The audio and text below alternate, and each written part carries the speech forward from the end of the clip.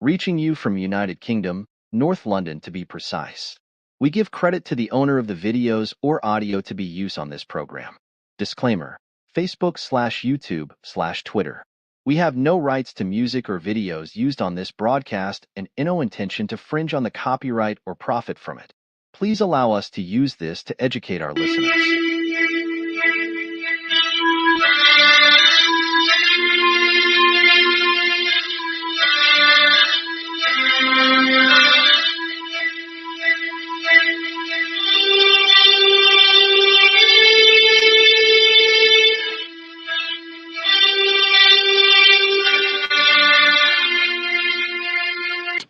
For Biafra must be restored, for there is nothing the enemies can do about it.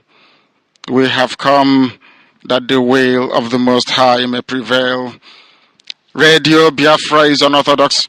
The way we do things are markedly different from how others do it. We are under divine instruction.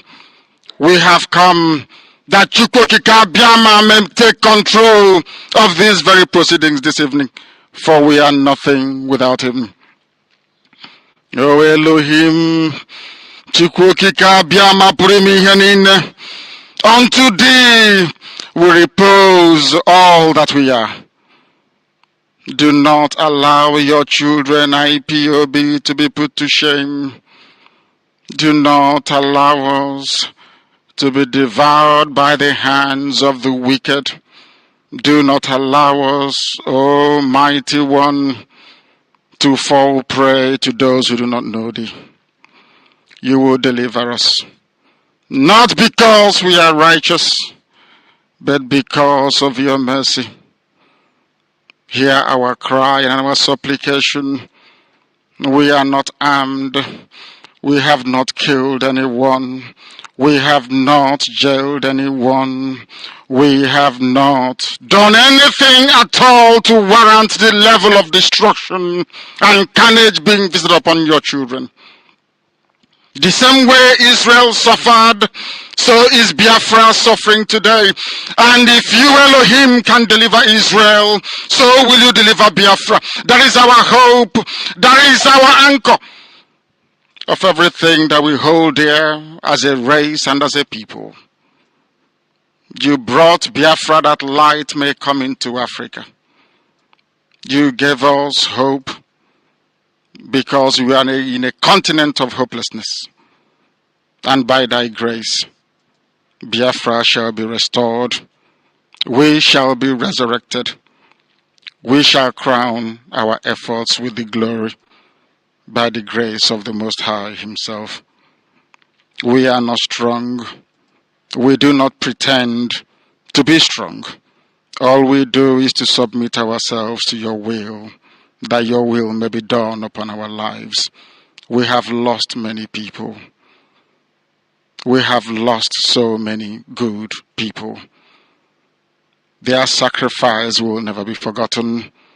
We shall honor them, and for their sake Biafra will come. Israel lost people, and today Israel is here as a beacon of hope in a land filled with darkness. We beseech thee, O Elohim, because we are wandering all over the world, hoping against every hope that things will turn around for the better.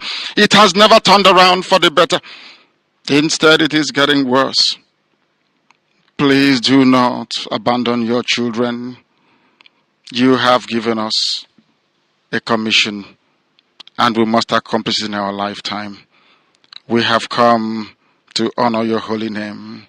We have come to praise thee. We have come to honor thee, that your name may be glorified, adored, and praised forever and ever. He said, without fear before our enemies, we have sworn an oath to restore Biafra, or we die in the process. There will be no retreat and no surrender. If the option they give to us is to seek our restoration by violence, every living thing living in the zoo will be destroyed. All the animals will be destroyed. It's a promise and a pledge we are making to them. They must understand that we just don't love our country. We are fanatical about Biafra. We will do everything humanly possible to ensure that Biafra comes. It is either the flag of Biafra is raised up or I am lowered into the grave. One of the two must happen. It is better for this heaven and this earth not to exist than for Biafra not to come to pass. We dedicate it into the hands of Chukwu Abiyama, the creator of the heavens and the earth, because only him decreed that we should exist as a race, and only him has the say to decide and to determine if we are to survive or not. We don't rest our hopes in any man. We don't believe that any country can do anything for us. We are going to reaffirm our faith in the supremacy of the creator of the heavens and the earth, Chukwu Abiyama, upon to whom and in whom every glory and honor belongs to. That's why we worship him and nothing else and no other. We worship the one true living God. That is who we worship. That is why we were created. We are not like any other people. We have been chosen by Chukwu Abiyama to serve him. We have been chosen by the creator of the heavens and the earth that we may serve him. That is why in our names it contains every praise imaginable. Every praise imaginable to the Most High is contained within our names because we are very special people. We are here to reaffirm and reiterate that. We are here to ensure that this very march towards our freedom cannot be hindered. Any obstacle on our way, real or imagined, man or woman, adult or child, anything it is, once you are an impediment to the restoration of the sovereignty of Biafra, you will be destroyed completely and totally. In every way imaginable. We do not forgive. There is no forgiveness in our dictionary. We are here to ensure.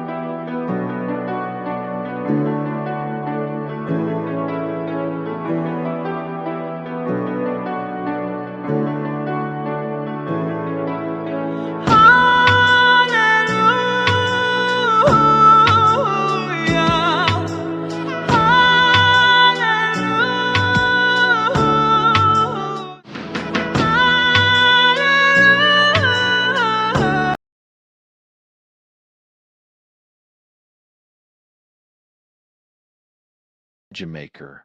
T.O. All Media. Corrigendum. Mazzi NNAMDI KANU never gave any conditions for his trial as some media outlets had reported. My attention has been drawn to some publications in the media purporting that, at the last hearing of his case on April 17, 2024, Mazzi NNAMDI KANU had given conditions for his trial. By this press release, I wish to make it clear that any such publication, regardless of how well-intentioned, is misleading. For avoidance of doubt, below is the true state of affairs. 1.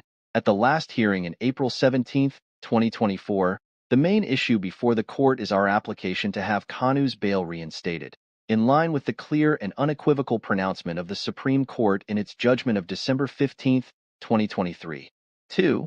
The kernel of our argument for bail restoration pivots on the determination made by the Supreme Court to the effect that KANU's bail was revoked in error, based on the misrepresentation or false premise that he had jumped bail, of which the Supreme Court made a finding that he did not. Below is part of what the Supreme Court had stated. See pages 10 to 13 of the judgment attached to this press release. The respondent was on bail and therefore in custody of the law when his home was illegally invaded by heavily armed military officers of the appellant, causing him to flee from his home and the country to secure his life. In the face of such an attack, it was responsible for him to flee to secure his life and physical well-being. That is what any normal and reasonable human being would do in that circumstance to preserve his life and physical well-being. It is glaring that the consequences of that attack were intended or foreseeable. This is not arguable. The appellant's officials knew that their invasion of the respondent's home caused him to turn away to secure his life and physical well-being. Yet during proceedings in the pending criminal case against him, they applied that his bail be revoked, that a warrant for his arrest be issued and his sureties forfeit their respective bail bond, and that his trial in his absence be ordered because he had jumped bail and is not in court to stand his trial. But they knew that their illegal actions made it impossible for the respondent to be in court for his trial. In a situation such as this one, where the prosecution has taken extrajudicial actions against the defendant in a pending criminal case brought by it, and made it impossible for the defendant who is on bail to be in court for his or her trial, it is wrong to treat such a defendant as having jumped bail in the sense that he is running from prosecution or running to avoid prosecution in the pending criminal case in respect of which he was granted bail. The respondent did not intentionally and knowingly fail to appear in court. It was therefore wrong and malicious for the appellant that had caused the respondent to flee from his home and country to secure his life, and that had therefore caused his unavoidable absence from court, to inform and thereby deceive the trial court that the respondent had jumped bail. On the basis of this deception, the appellant applied to the trial court for an order revoking the respondent's bail, forfeiting the amount securing the bail bond of his sureties, and an order issuing a bench warrant for his arrest. It is glaring from the record of the proceedings in the trial court that it granted the said orders prayed for by the appellant with knowledge of the fact that the respondent's absence from court was caused by the invasion of his home by army officers of the appellant. Therefore, the trial court knew that the said extrajudicial and illegal actions of the appellant made it impossible for the respondent to be in court for his trial, that the respondent's absence is not intentional or deliberate absence, and that the respondent is not running from prosecution or running to avoid prosecution. In the light of the foregoing, the trial court acted unfairly and without rational and legal justifiable basis by its decisions revoking the respondent's bail, forfeiting the amount securing the bail bond of his sureties, and its order issuing a bench warrant for his arrest. The orders were made on the basis of the false assumption that the respondent jumped bail. It was on the basis of the order of arrest of the respondent obtained under the false pretense that he jumped bail that his extradition or rendition from Kenya was carried out, per Emmanuel Akame Ajim, JSC, at pages 10 to 13. 3. In addition to the above, there is a lot more of what the Supreme Court had said against the revocation of KANU's bail, and the consequent issuance of the bench warrant that grandfathered his infamous extraordinary rendition. To learn more, please pay some attention to pages 18 to 20 of the attached judgment. 4. It is on basis of this pronouncement that we made a vigorous submission on April 17 that the Federal High Court is bound to restore KANU's bail, as demanded by the Constitution at Section 287(1). Thus, the decisions of the Supreme Court shall be enforced in any part of the Federation by all authorities and persons, and by courts with subordinate jurisdiction to that of the Supreme Court. 5. We further advance the common sense argument that bail restoration is the next best alternative that will enhance the environment for the accelerated trial the court had ordered, because it will put an end to the stringent DSS detention conditions which have posed grave risks to KANU's fair trial rights as guaranteed under the Constitution. 6. For good measure, we stress the point to the court that it is against the ethics of the legal profession for any lawyer to advise a client to succumb to trial whilst his detention conditions are not conducive to his constitutional right to unhindered access to counsel and the adequate facility to prepare his defense. It is even more egregious in the case of Mazzi NNAMDI KANU, because most of the charges he is facing carry the death penalty. The foregoing is a summary of the case in chief we had presented in court on April 17, 2024. We never presented any conditions. We don't even fancy ourselves possessing the slightest coercive wherewithal to present conditions to the court or the Nigerian state. Thank you. Signed, Aloy Edgemaker, ESQ.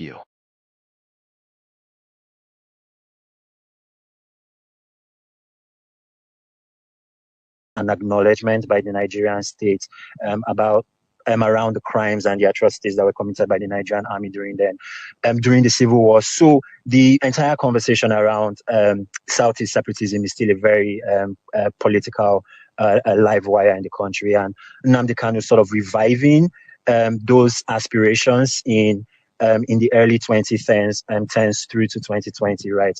Just sparked a really serious reaction on the part of the Nigerian government, and it led to the, illegal extradition, as you referred to in your introduction, and the trial, which continues today.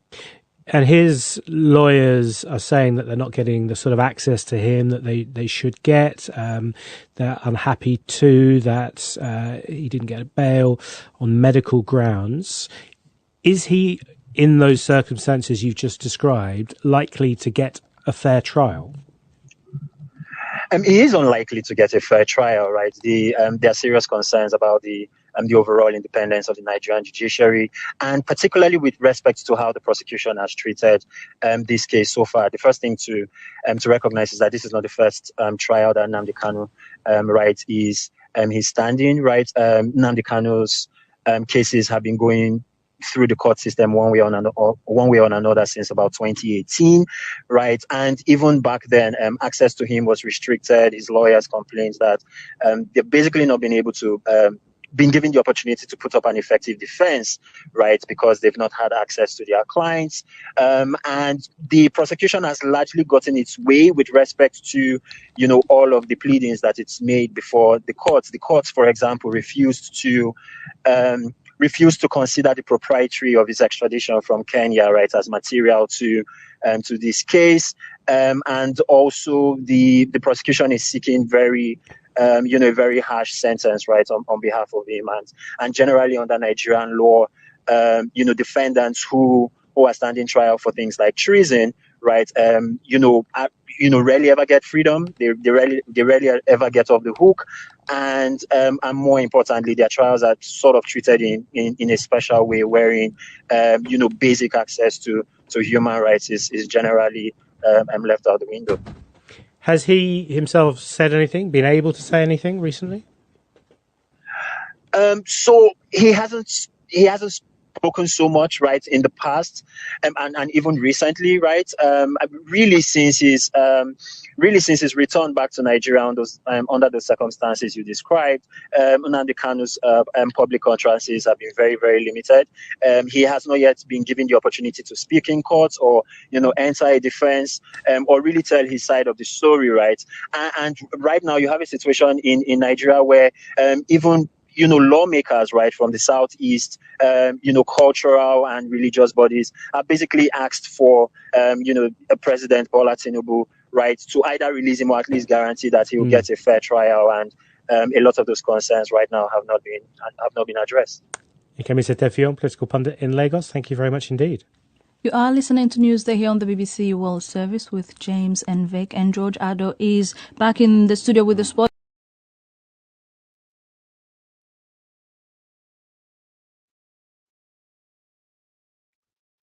Good evening, fellow comrades and lovers of freedom. This is Biafra Alpha Power Media International, and I'm reaching you out from the United Kingdom. My name's MAZI George Umeh. I reside here in the UK. I'm one of the principal servants of indigenous people of Biafra here in the United Kingdom, North London coordinator to be precise.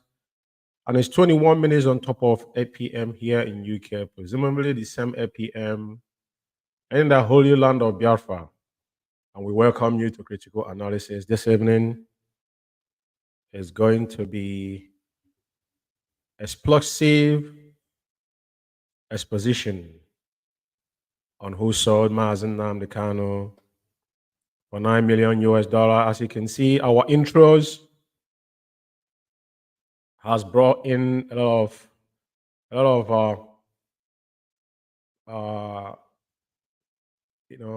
what can I say? Because if you listen to our lead counsel's press release in the audio version of it, and BBC World Service for the first time apparently discussed this in their radio. And it is very, very important people understand that the position NNAMDI KANU has taken is for the benefit of entire black race. But Biafrans are the ones championing it, bearing the burden, as he has chosen that part. But we all must, do what we should do. Like we likely said to us many, many years ago, whatever they ask you guys to do, do it and leave the rest for him.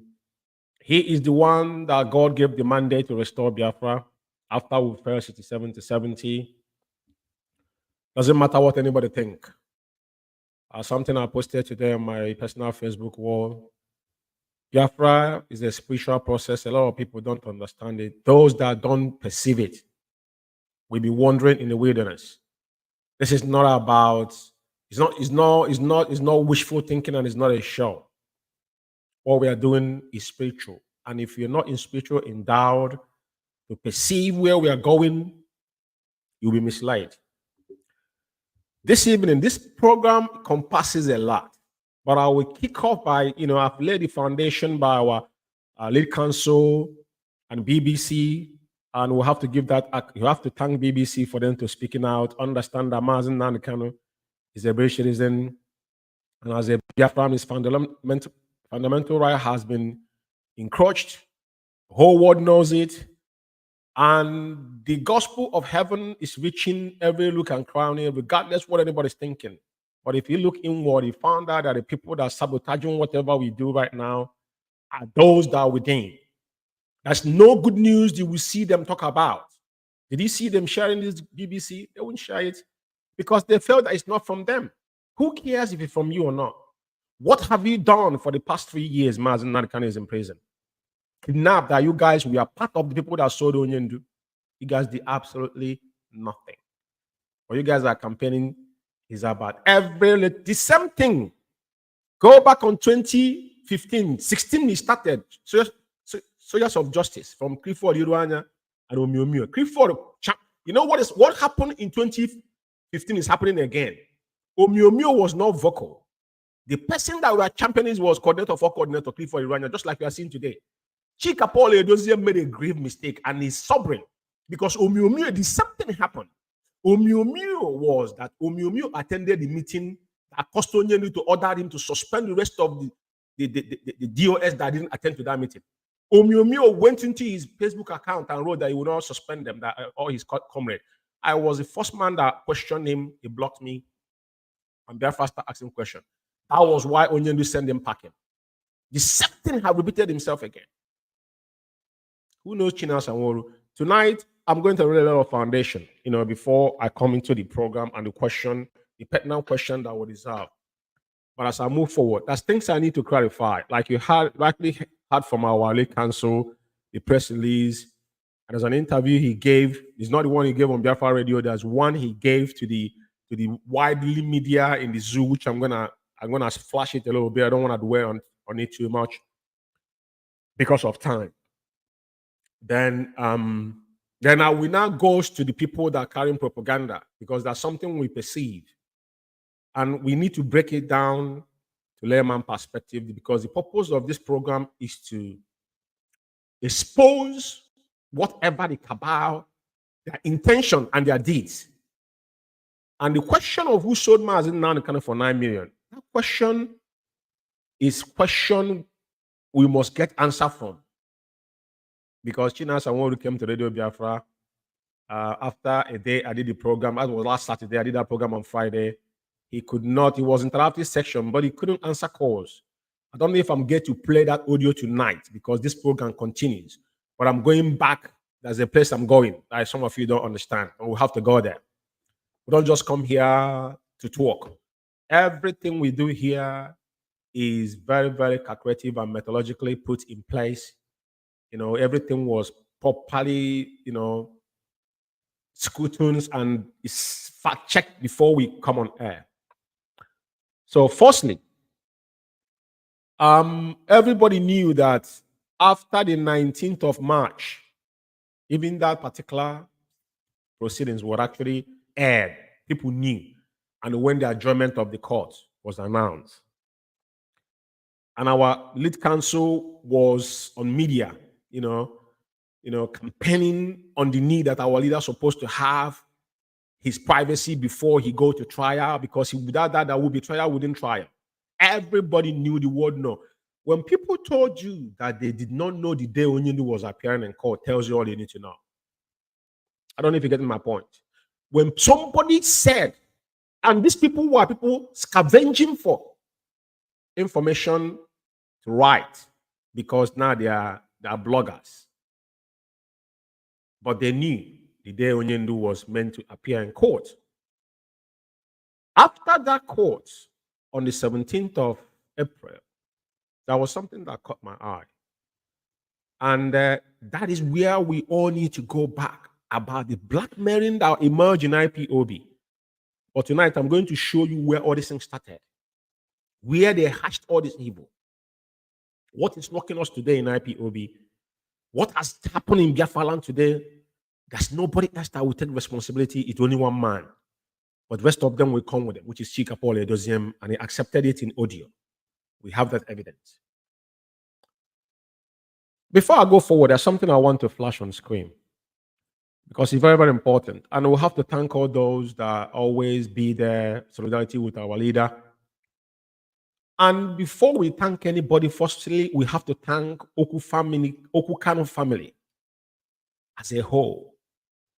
KANU family as a whole, because as we can see today, the only crime they committed is because they're still standing with their brother, their eldest brother. And their two parents have paid the ultimate price because of this struggle. And the disdain people have for KANU family is because they have not abandoned their elder brother. If they have abandoned it, they will tell you, people will come out and still say, but we told you that they will do so. But they refuse to be cowed. They stand firmly with their elder brother. No matter come sun, come rain, they're there. This is why a lot of people are not happy. They want to see their brothers abandon them. I saw this on Meme's wall this afternoon, and it was very, very important that I show this up. And as we put in hand to thank all the dignitaries that showed up, because before they said that our clergies and our politicians are not getting involved, but everybody showed up because they know the necessity. Without Mazi Nnamdi Kanu, even though the mistake was not him that did it, Biafra land will never be the same again. Every sundry knows this. And that young man and his family with his wife, with his child, every day they're flowing. Another, on 20th again, they are going to Abuja. All of you are in your own comfort zone. None of you know how Mazi Nnamdi Kanu is surviving. None of you know how Onyendu does. But what you guys do is to mock this family. You know, one thing I have to say is that the only crime they committed is because they have not abandoned Mazi Nnamdi, because that is the only, they are the only, that, you see what happened in 2015-16. I have to reference Uchomofo, because Uchomofo, regardless of what Uchomofo have done, I have to reference that man. He was the blockade for them. Today, KANU, after Onyendu and Meme has been there from that same 2015, running Abuja, you know, every single week is going back and forth to Corrosion Center. The price, the thank you tell them is that Onyendu siblings has got nothing to do with IPOB. That have taken their two parents. That is the campaign they are going. But forgetting they have put in this on memo. I will show you all these things tonight too, to show you the disdain. When I told you people, the one they coaching us, you see all these men, all of them, they have pathological hatred to Mazi Nnamdi Kanu. And you know one thing, some of them wish that they are Mazi Nnamdi Kanu biological brothers. They wish.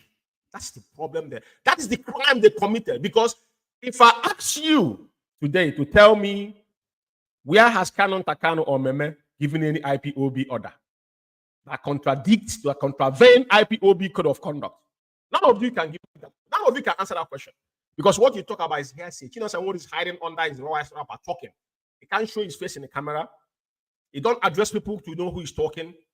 He cannot bring one single evidence that he said that KANU said to prove that what you're saying is true. But KANU, even when they asked KANU about Onyendu, remember the guy, the Burumi of South Africa, interviewed him then, I think in 2021. I remember that conversation. KANU said that he's not going to talk about who kidnapped Onyendu, that Onyendu is still alive, but you people have written Onyendu out. The first person that accused somebody about who sold Mazi Nnamdi Kanu was China Sanwo. I will prove it tonight. Because like I said, anything I say, I will give you evidence.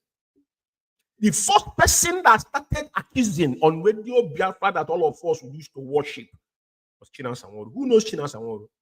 I will show you the brokers that after he announced that particular sit at home, Ghost Town, the next joint brokers they had as the a DOS. That is where he marched. I will give you the evidence tonight. So I want to bring you guys back from where all this problem started. So, like I said, we thank all those people that are always our elders and our clergymen and IPOB family members, those that stand firmly. Onyendu said is 100 men and women with clean hearts that will carry them and will give us Biafra. Now I will move. Our lead counsel does an interview, but you know his broadcast his his precedence has surpassed that particular interview he granted. So I will not have to play that audio because of time.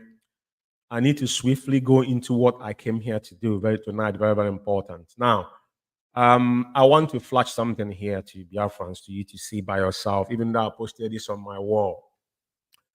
Do you see how these people, how they're making mockery of themselves?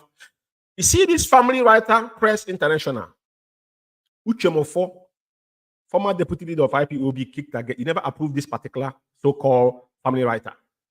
I remember Somton was involved in this, and this guy they called including all of them, Amarachi, them, all these guys in Moses, all of them was involved. But Uchemofo said no. Uchemofo said no. This guy they call Emeka Gift live in Ivory Coast. IPOB was paying him $200 or $250 monthly. Onyendu can designate, and I don't have issues with it. That is not inducement. Maybe he's not doing anything, and if finding fit, that is something that Onyendu authorized. It is not across board of IPOB. Those that were getting paid, Onyendu single-handedly put them in that position, and they don't question it. Because in our code of conduct, it defines how the hierarchy of IPOB runs. Our code of conduct defines, it's not verbally said, like I want to say Onyendu said. Our code of conduct said. That alone told that the guy is daft. Like Zodia will play a Chikedozen. He said that Onyendu said, whenever it's not there, that Chikedozen will be the next man. Whereas we have already, deputy leader in IPOB was abolished. So there's nothing like second in command to Mazzi NNAMDI. Doesn't exist. He cannot put his signature there because Onyendu authorized it. So Onyendu will not sign everything. Just our code of conduct, which was supposed to sign it, which of couldn't do it, he authorized, allow him to do it, but he's not doesn't make him second in command. Now, he doesn't have that position. That's not the position. It must be said exactly what you cannot be a CEO in a company. And he claiming that he be a manager, claiming to be a CEO in a company. It doesn't work that way. But IPOB is not a company. IPOB is a freedom fighting movement. And we are static. And we practice what they call passive military system. Onyendu have the last say. Nobody can contravene it. But do you see what they did? After the court case, because these men they're lost from every flank. You know, once you can't have access to Mazzi NNAMDI, your popularity diminish. And they will fizzle away. Where is Clifford Iruanya? Where is Umeh? Where is Imanamu Gochuku? Where is let Imam Mezume? He so rest in peace, a good man. All these men, do you still remember them? Where are they today? All of them fizzle away. That's the fact. And the former deputy that say, is that like you're an IPOB outside IPOB yapping? Now, this is what people went and wrote. I'll read. Family Writer Press International. A very riffraff and all these Ayahuasca boys that lives in Ivory Coast. This is what is right. NNAMDI KANU appearing in court today. But there was no prior information about that from legal team. That is a falsehood. This is widely shared from the day they were go to their ward and find that they were reporting what was happening in Abuja while they don't have anybody there. They were struggling because they put themselves in that position. But just to disdain. Now they turn it against Ejimako. Ejimako is an employer to IPOB and Mazzi NNAMDI at large. This is not a personal thing. There's no sentimental on this. The man is doing his job. That is why I put the tweet here. The reason why I'm showing this to see what these people have caused in IPOB. Misinforming is something Ejiofor have done from day one. Misinformation is a crime. We're talking about Nigeria. What these men are these men not? Are these people are not monsters? Ejimako tweeted about on 17th of April. We still hold as shadow. All of them have Ejimako tweet. His tweet is still put it in Facebook screenshot. They all saw it. There's so many people that even myself we tweeted. We thought was all road to Abuja. They're playing dumb. Because they want to score cheap popularity, but forgetting that internet does not forget. I think they think we are playing. Because we will hold them accountable in everything they say. The man make it clear there. He said, for your information, Mazzi case set for 17 April we hold as scheduled. As usual, the court shall convene at 9 a.m. and we expect proceeding to be underway shortly thereafter. Ground Zero Federal High Court, Abuja, Hatch MMK league team, legal team is ready. No distraction, absolutely. Now, the same people went back and saying nobody told them. It is important that we indicate this to our people to see the damage these people have caused. That is why Onyendu was almost 3 years in the DSS dungeon. They could not grant our leader to speak to the press, to damper what is happening in our land. Ejiofor is feeding fat. All of them, we will show a lot of video tonight. This program is going to go to 2 hours, you know what I mean? Because I started with some intro, and I don't mind. You know, I will finish it off. Probably I will lay foundation and finish up in the next episode 10. I'm not going anywhere because I need to pieces what they are doing. So this particular program we do here, it's not something you listen in a hurry. It's a documentary because it takes a lot to get it together. Take my word for it. You know what I mean? So now, this is what they said, but at least you have seen here that this was surely wise, but they lied. They were lying. They hide it to themselves. What exactly are they hiding? Imagine, NNAMDI KANU. Now they're mocking our leader, but these people are irrelevant. They are irrelevant. They have made themselves they have fizzled away. Now they're mocking Onyendu indirectly, international icon, that these lawyers and siblings have relegated his court case to that of a common case. They're calling it common case indirectly because anything they say is what Chinas won't tell them to do because they're throwing everything they have. This guy is controlled by Chinas, so it's not him speaking. This is Chinas Aworu's word because when he talks, this is how he talks. When he speaks, when I play his audio, we see that the writing is his words. Emeka Gift does not have the ball to write this. He won't write this on his phone in his own personal handle. He cannot write this.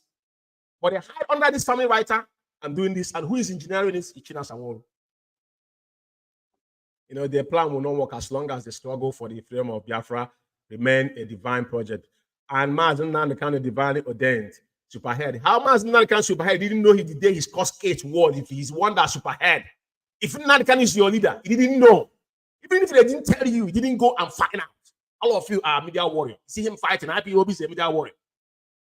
Tells you all you need to know. I want to stress on this to understand because this is how the propaganda have gone over 3 years. They have not achieved anything. All the threat they threatened the Nigerian government was, you know, they were hyping up because they've been paid. They cannot do more than a dead rat. To be honest with you. I just showed you. I will take it one after another. Because this happened on the course of all this whole thing. Now, there is something I want to show you. Because, you know, over time, they bring distraction. I wrote this on my Facebook. Let me put this picture up. I need to talk about it before I move forward because all of them compasses. This is the day Onyendu went to court. I think the same day Onyendu went to court. This particular picture surfaced. When people are seeking validation, do you know what validation is? I think this is the office of so-called ceremonial prophet Mike Ezekomen. It's a ceremonial. You know, forget all this nonsense that is in the shelf. It don't mean nothing. To be honest with you. Now, I want to make it clear here. Our leader wife traveled back home to go and see Onyendu. We are aware of it. But what does this tell you about how far this man can go? You see what the man wrote? He said, gratitude in action / Lolo. Uche KANU. Thank you. Visit to Professor Mike Ezekomen Sam and Sir Ifeanyi Ejiofor Esquire. Now, did you see Onyendu's wife posting this in her Facebook or in her Twitter, tweeting that he went to visit them? They are not the only people that she went to visit at home. I want to make one thing categorically clear here. This is a distraction, but this is to tell you that including Ezekomen himself, Ezekomen Sam, as he might call him, of all his career, he has never been known.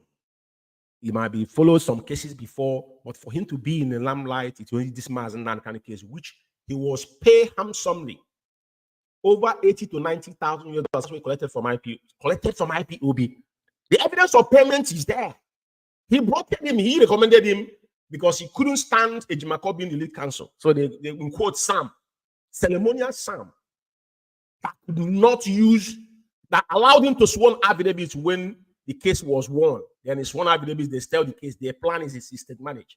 This is why I'm bringing this. I want to explain to you that Ejiofor and Ezekome was once employed by Mazi Nnamdi Kanu and IPOB at large. They worked for us. They're no longer working for us.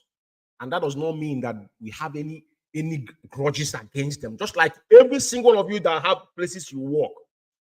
If you work in a company and left that company, it must be that's guiding principle that hold you when you walk into a company. Because when you left that company, you you need a reference tomorrow to work in another place. Once you breach that particular, it's better data protection and other things you shouldn't say when you left the company, it will be very difficult for you to move forward again, because that company, anytime they contact them, your career is finished. So Ejiofor and Ezekome is not an enemy to Mazi Nnamdi Kanu on IPOB at large. They have worked, they failed, they compromised. The evidence is abound. So if Onyendu wife went and said, do you know why she went there in the first place? None of you know why. But he wrote all this garbage here to confuse some of you gullible one, and they're wrong with it. People are reading meaning out of she going there to go and see Ejiofor and Ezekome. You don't know what she went there to go and question them what they have done, because it was his father that recommended Ejiofor. Our leader's wife, father was the one that recommended Ejiofor. Ejiofor was mentioned in the 9th of January 2016 here in the United Kingdom. The first time they presented this man name to IPOB is on record. That is how he came on board after Obete fell. Did anybody hear when Obete was leaving? Did you see how Obete for one day speak? That is how professionals behave. When Obete was leaving, Obete walked away because you know his services is finished. Move on with his life. But this nitwit is seen here, and this man is a charlatan. Because I'm so disgusted that you allow yourself to put in this on social media to get what?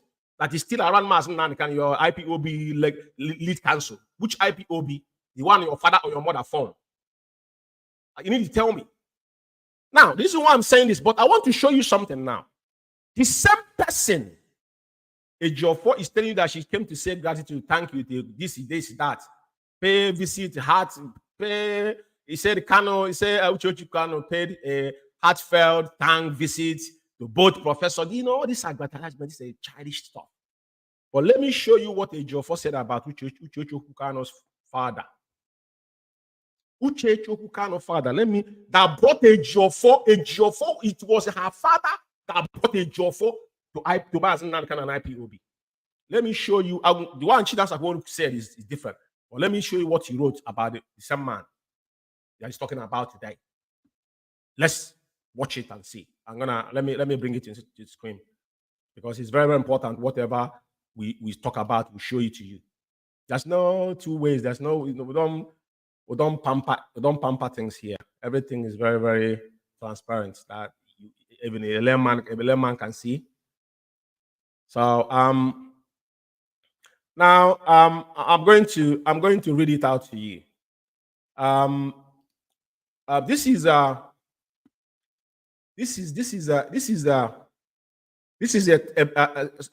one junk they wrote, and it's titled "How the Plot Orchestrated by a Lawyer Jimakon Emeka, Maxwell Okora, and Nnamdi Kanu sibling has severely damaged Mazi Nnamdi Kanu's legal case."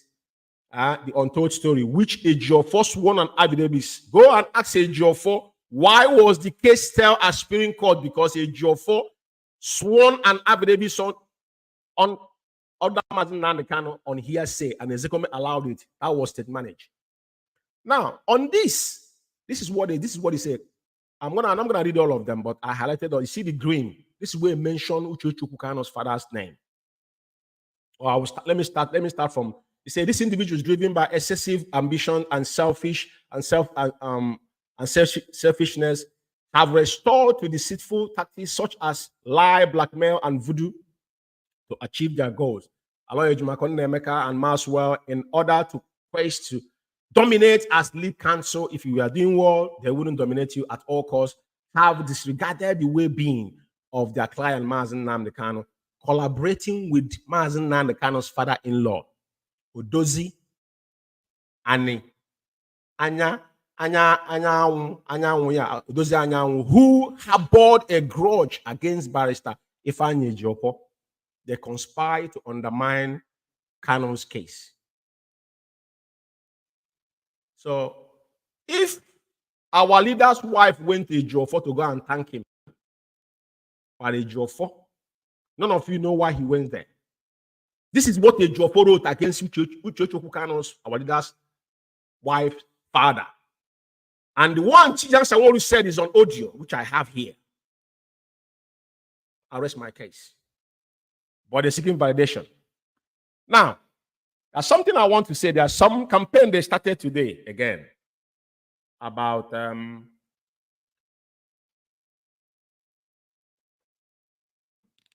I think yesterday about Onyendu's siblings, that they're not IPOB member and whatnot. I'm going to show you an audio. Chike Doziem, one of his broadcasts tonight. Because like I said, whatever we say here, we'll give you evidence.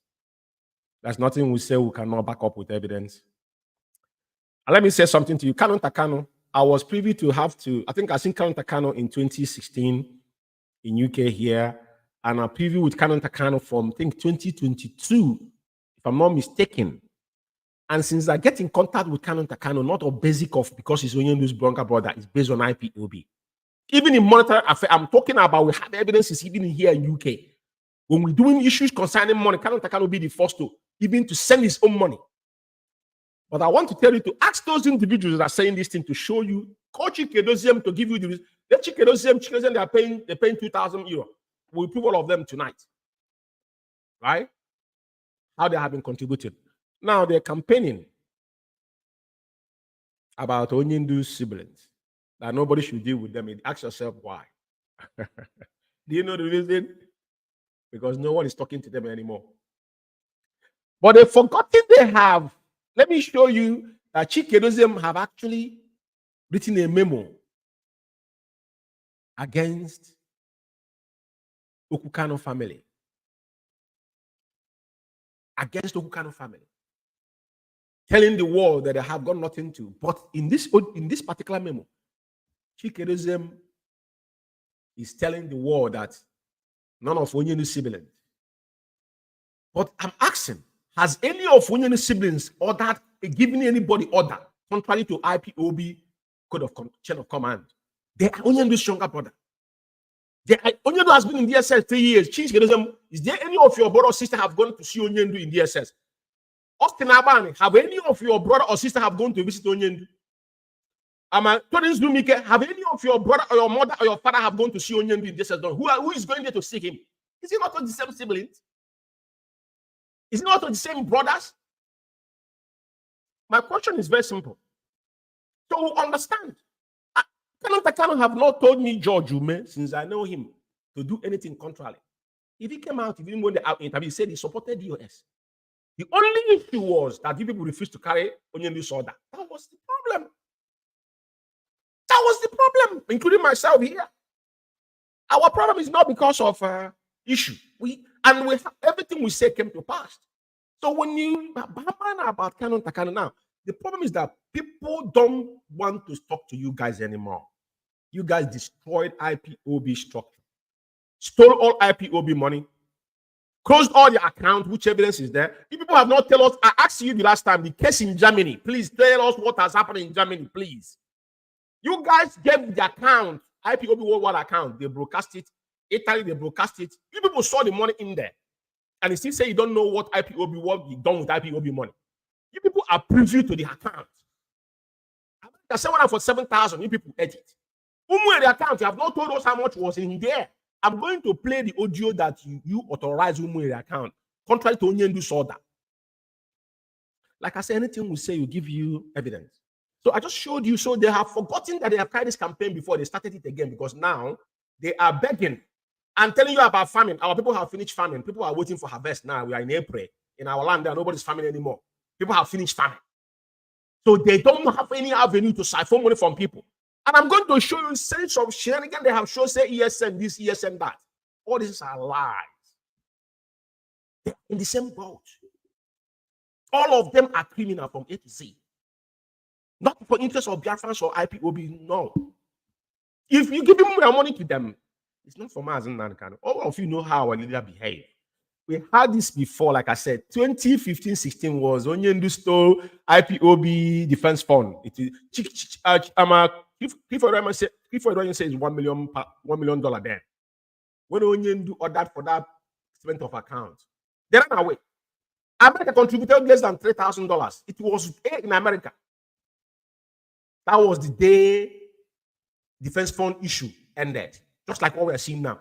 They have preview to IPOB worldwide accounts in Germany. They went there to commit fraud. They have not tell us the outcome of the case in Germany. We are still waiting for people to tell us so. We are still waiting. I think you guys break news. The pizza seller, the general pizza that lives in Germany, the guy have not told us what happened. The one that they tell us that they're giving him hope. Okay, now I want to show you something. The campaign they started, very damning one. And you know, the people they are using to do the campaign is quite bizarre. That's why I put the memo. Something that I've written memo before. Just like when they tell Onyendu to talk about Simon Epa, forgetting about what legal processing is. You're claiming that you are administrative of IPOB, head of the United of States. You have written memo before against your boss siblings. Do you have the disdain? It doesn't matter what people did. They don't have the temerity to pick up pen and paper and stamp Mazzi can approve and stamp it against his own family. Without waiting for Mazzi to come out from prison or getting authorization for Mazzi can. Even when Onyendu have sent a Geoffo to tell them that neither Madam Nanyanya or Caroline or KANU has anything to do with those that adopted him. It's on record. It was a Geoffo that passed that message, not even a Jimako. It's on record. But they still those them hell bent because they were pushing him. Chinasa was pushing him. It's KANU. And ask Chinasa what is the KANU? Just like he said, people ask KANU. He should be the one because he's the first they cast the stone first. I will show it to you tonight. And KANU has not responded directly to this animal. So far as I thought is concerned, even if I have one-on-one with him, Barry never talked about him, never mentioned his name. To show you how degrading this animal is. He's a beast. Because your heart is that you think, do you know how IPOB was formed in the first place? Do you know what is behind IPOB? You live in Kuwait in desert. I know you cannot, you don't have paper to come to you. I don't think you have paper to go to any European country. I will bet my life for it. I will bet my life for it. I will stop it there. Now, I want to show you something. Now, this is what I saw yesterday and today. I doubled one of them was broadcasting yesterday talking about, this is what this guy wrote. This one they call Patrick Inkem. It is quite bizarre that this, you know, when the Italian expose was going on, the national coordinator said, even when this guy they called, what was this former national coordinator? That lives in England now, somewhere in England here. His name again is Iruanya. Iruanya was the person that started Kaba in Italy with Chikerezium after siphoning the fund and Michael Iruanya. So this very individual here was Iruanya boy. I'll get in contact with him based on back in the day when this whole thing started, but he's a wimp. Like the Italian people say, they said it, that is not me, that her sister was a prostitute, that it was a prostitution when they brought him to Italy. And as you can tell, because the guy is inconsistency. Look at someone like this writing against KANU that KANU is not a member of IPOB. But his boss, Chikerozem, opened his mouth. Chikerozem acknowledged that KANU is paying his monthly dues, that he can provide a receipt or evidence of payment. But this animal here said he wouldn't pay because he doesn't want to give his money to Madam Nyanya. But he's sitting in Padova in IPOB. In IPOB contributed form. They call one room they rented there or 2 rooms. They pay 2 years ahead where they are having sex with each other. Yeah. With Tina Samoru's elder sister. The devil herself. This guy wrote this thing, and I have to copy it. I don't want to respond because it's wasted, because I know I'm going to do program today, so I want to respond generally to all of them. Now, he wrote here that these two individuals are siblings of Mazzi and NNAMDI. They are not member of IPOB. They are not authorized or ever been authorized to represent IPOB at any given time. They have not authorized to speak for IPOB. Also, they have not been a member of IPOB, member of IPOB, DOS or leadership or IPOB leadership. Very, very bizarre. Because himself, even he was begging for position because they are looking for paper within IPOB. It is quite disheartening. When I see things like this, it breaks my heart because people will from, what they told you is what you said, but you didn't ask question, you didn't know. And it is very, very, that's what they call, how can you say people are fake news? BBC, I remember when BBC put his face, when they were doing documentary, he called me seeking for advice. Is he going to sue this idiot you seen here? Called me. I never for one day pick up my call. I've never called, but Patrick in Kemi said I've called you. Screenshot the time George will make all your number. He called me based on that when we have I'm a group call, Mazzi call. That way you get my number. I don't know you from Adams. It is bizarre. But you're writing this here without knowing. All these things boil down to money. Any group dealing with them in the name of IPOB to ESM are doing so on their risk. Anyway, it's fine that you guys are saying this because we understand where you guys are coming from. All these things boils down to money. Because people now are starting to understand. There's no money coming in.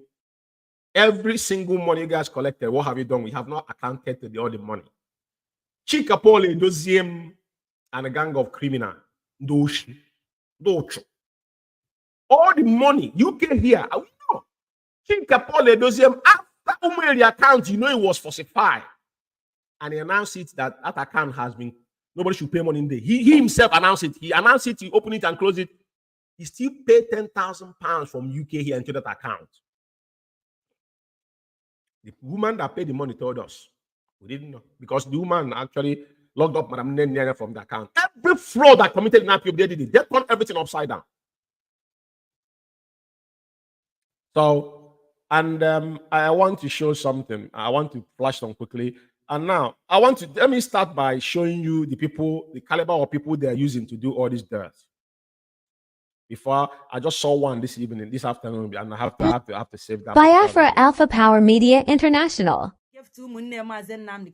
And you make it clear now. And you make it clear now that now they are not among us. They are not working with us. They are against us. Despite that, so please. Biafra Alpha Power Media International. Particular lady, I don't really want to talk about this, but Biafra Alpha Power Media International. We can't get that 2K now. We can't get 3K. We can't get 3K when they remain now for people who go take it for line. But the remaining 12,000 when we take share remain yesterday. I'll give Mazzi Madabushi 4,000 naira. I'll give Oanji 4,000 naira. Then I'll give Sister Chalugo 4,000 naira. That is 12,000 naira.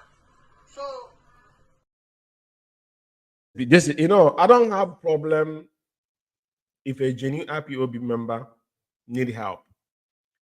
And like I said, when you designate people to be helping them, it is not something that people should depend upon. Because IPOB, don't forget, we are freedom fighting and we are grassroots. That means that we are volunteer. Whenever you start tagging things with money, this is why you see them today shouting that the media worms. Media worms.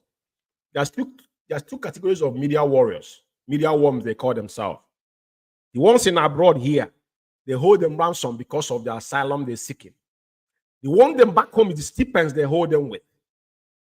That is what is happening. And it's all about money. You can hear the lady talk about, don't say they give Mazzi and KANU's money. So now you can see where they're coming from. And the message is very clear. I want to clarify this because it's very, very important. I don't want to dwell too much on it. I have not had time for the media worms yet. When I have time, I will deal with them. So now I want to start from Chika Paul Edoziem. Let us go to Chika Paul Edoziem. No, let us go to the broadcast Kina Sanworu, which they call the docs, did after he announced sit at home that Onyendu didn't authorize. They sit at home that rocking Biafra land today, and you see them, they make calling people name. One thing you must know is that no matter what happened in Biafra land today, who is responsible is Chika Paul Edoziem. It doesn't matter what happened. Even it doesn't matter what the person is doing. Who is responsible for it? Chika Paul Edoziem. That is what it is. After he announced that, even he confirmed that Onyendu was sending message, everybody was reluctant. But let us show you how China Sanwo-Olu emerged. China Sanwo-Olu was a common Middle East rep that couldn't savage Middle East. Kuwait, where he is, doesn't contribute to that, and then China Sanwo-Olu published what Kuwait was contributing in IPOB from when he was there and now. It's absolutely zero. Do you know why I want to play these two particular things? If I play them tonight, analyze it tonight, the next broadcast I'm going to do, I'm going to deal with the audio that he just talked about because there's so much contradiction. And we're not letting anything go. But before I go, let me address Benjamin Imadibu because I remember the last program I did, Benjamin Imadibu was involved. So there's audio I failed to play. I want to play it after finishing with it and because Benjamin Imadibu is quite relevant, but I need to address that issue. You know, personally to keep him where he is in a bay. Very, very important. Then let's listen. There's something I want to highlight here before I move forward. Our Media International. When his junior brother, which is a Meme fine boy, came out, he was addressing some people. So I look at those crowds. I see some people that I know following Eberiman. That was what attracted me to go there. So because they are there, that is why I try to. Now he say he see people that are following Eberiman that attract him. Who are the people that push those people to Eberiman? You're calling him. That name, people don't know who brought that name, but that name. That guy, Simon Ekpa, does not demand it. His name is Chidum because I think Simon Ekpa is like a scent to where you people are. This is my personal opinion. Simon Ekpa is a scent to where you people are. I have never followed Simon Ekpa because people know in his so-called super chat, including Chikedoziem, all of you people were there. People screenshotted your people's name that were people that were going to watch Simon Ekpa back in the days. Even when you say go and listen to him for one day, I have never. Because I know when Onyendu made that, there's a statement Onyendu made. I know Onyendu sent message, and that was where I put my red pen there, and that was it. That's my personal view. But today, he said Eperima. Those people, even the Umeh in South Africa, said they were the people that pushed them because they know what they were doing. Because they wanted, when they campaigned against Madam Nyanya, Simon was involved vigorously. The audio that the guy that could not cross maintenance to go to abroad that went back, say he saw because of Mazzi KANU, started attacking Madam Nyanya in BTV that were contributing money for. Chikedoziem said nothing. We have the evidence. Like I said, we don't say things without going back to the genesis of what have transpired. He saw people, IPOB members that you people sold. Now they're following Eberiman. That's what attracts you. But he couldn't. Those people was when Onyendu was able, the house was intact. But Onyendu, barely 3 years, you people destroy what Onyendu built for almost how many years? For almost going to 11 years now. And he's saying this openly.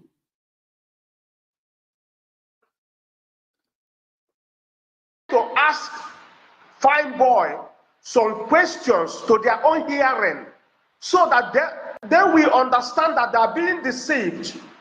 That is what I wanted to achieve that day. Now, he said he wants to ask the same siblings of Mazzi Nankan that have no business with IPOB. The same siblings they're campaigning now.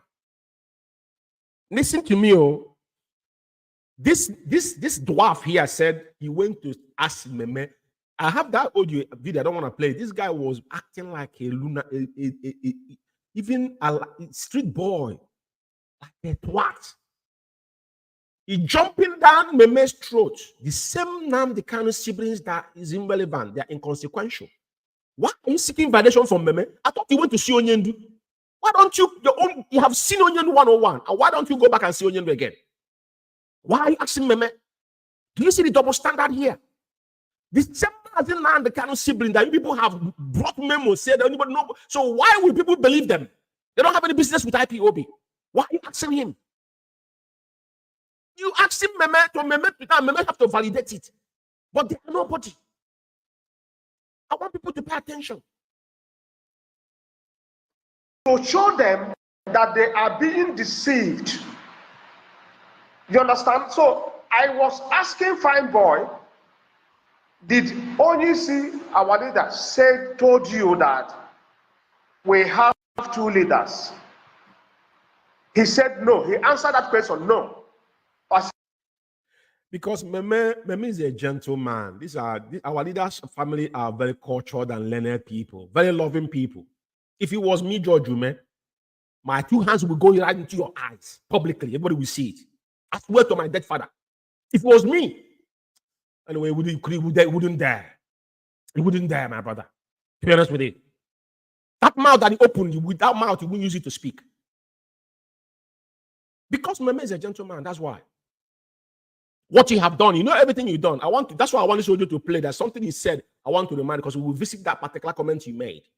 But I want to analyze this piece because what you just said. You are shooting yourself in the leg. All of you put together. We told you any move you guys made now is suicidal. The same NNAMDI siblings that the devils are Satan are the same people you're seeking validation from to the public. Double agent himself. Okay. Did our leader told you or say inside the court that there is anything like a government in exile or prime minister or crime minister of any type? That when those autopilot criminals was making noise, I think that was what made him not to speak further. So he keep quiet, not answering my questions. And you see, this is how you know someone is daft. He's analyzing somebody that is now seeking validation from, because Meme opened his mouth even to answer. Do you see how petty and delusional people can be? That is what it is. Let me say something to you people. You see those people you're calling autopilot. When autopilot issue came up, George never used word autopilot for one day, because IPOB is not an autopilot.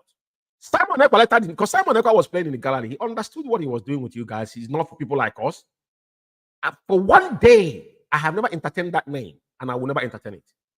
These are disgruntled IPOB member you people pushed out. The word I use for them is disgruntled IPOB members. Genuine, some of them are genuine. But because our people, the gullibility of average Igbo man is next to nothing. So autopilot criminals, and who are you? What are you? What are you, Benjamin Madbug? The crime he committed, you say it here with your mouth. I want you to say it with your mouth, so I will remind you. You know, we don't come here to say he said. What he said is what I'm going to use against you. And we oblige you guys to continue talking. But it's good, you know, you confirm with your own mouth. So when I find out that he's no more talking, he don't want to answer my questions, that was what angered me to leave them. Because I have seen the people that surround him already. I know some of them. I know they're following this criminal. Do you understand? And when this person, those people are IPOB member, because the day Mazzi Nnamdi Kanu will come out will define who is autopilot and who is not autopilot. Like I said, I don't use autopilot as a word. Whatever that has happened, you guys caused it. Everything that happened in IPOB is detrimental to Chikedozium and all of you. Nobody created them. You people accepted autopilot. You people accepted the name. That's why the name emerged. 2015, 16, we have what they call RIPOP, TRIPOP, whatever they brought. We never used that name. We never validate. We never validate that name for one day. Because the moment you validate it, you already give it power. Because you guys powered the so-called autopilot. The one autopilot, you guys powered it. Like I said, it was the vision of Mazzi. We knew what was happening. RIPOP, TRIPOP came up. But at the end of the day, IPOB as a family for one day never address it or mention that word. That's why when I look at all of you are clowns. Clowns. Today, Simon Ekpa is your alibi, even though Onyendu. That is why any one of you that wake up every morning calling Simon Ekpa, let me tell you what you're doing. You are imparting generational cost to your children. Do you know why? Because you're directly grossly insubordination to Mazzi Nnamdi Kanu and the oath of IPOB. Because what Onyendu say become law. Mazzi Nnamdi Kanu say no matter what, that DOS should not respond to Simon Ekpa means every IPOB member. Now take away Simon Ekpa. What else are you guys talking about? I'm just curious to know. Remove Simon, which you guys created. What happened in Biafra, you guys created. So, what is it that you guys are doing to move this struggle forward? For the past 3 years, Mazzi Nnamdi Kanu is behind bars. Can you guys give us one thing? I'm asking just one achievement or direction you guys have pushed us, other than destroy what you could not build. It is quite, I don't know how to describe this. But let's continue. was coming from me to him, I see them start to, they start to boil. But their own is not, it wasn't my problem. My problem was the fine boy refused to respond to me. So I start to think that maybe was he afraid to speak, or was he? This guy say he lived in Russia. I don't want to disrespect him. I don't know which year he went to Russia. But, when someone IQ, when you have a low IQ, is a big issue. This guy, they have done everything to this family of a kind of family. Sometimes when you're nice, people would, especially our people, they will take you for a ride. Like I said, it is very rare people will tolerate that. First of all, Fine Boy was someone being interviewed. Fine Boy, this guy jumped on the interview. The guy, to show you how uncivilized this animal is. Uncivilized. Somebody was being interviewed, talking to somebody else. You can't even jump into my conversation. I don't give a crap who you are. Dude, I will mess you up. It's on my camera. I will mess you up and I will take it with you in any level. And here, his problem is Meme. You see? His problem is, why would Meme be your problem? I thought they are nobody. Why is Meme your problem? Do you see where the problem is? Do you know why I'm stressed? That's why I said, this audio, I don't care if I deal with it, I will go. Do you see where the problem is? Even though I will get the audio about Benjamin Imadu, what he did to Meme, he is explaining it here, and Meme still keep cool. Never said a word to him. Focus on what was said. Tells you orientation is matters in life. Orientation is not how much you have in bank account mean anything. That's why you see somebody from Nigeria come to UK here. He found out that your life, you've been living in a while for years, bro. Coming to this country is like, it will not, even to you to get a driving license, you have to start like what my kids still do when they turn 17. They start reading to get their driving license on 50, 60. He understands that to live abroad is not a child's play. I'm being honest with you. Culture, orientation is one of the things that's important. Meme, I will bring that video. If me, George, I'm not saying any other person. They know me. I'm not saying it because I'm talking on because I'm on live on air. I'm not a violent person. That I have a limit I can tolerate. I have a limit. I don't give a crap. I don't care. Like I said, I have a limit I can take. But this young man here is actually abusing the right that's given to him, even though what he did was unconstitutional. You can't jump into two people's conversation in a real world. It's unacceptable. It's unacceptable.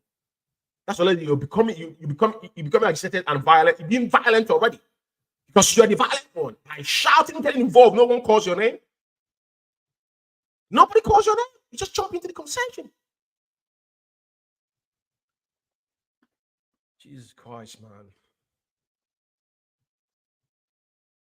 Refuse to speak because of the noise those people there. I want to welcome you, Mazzi Madubu.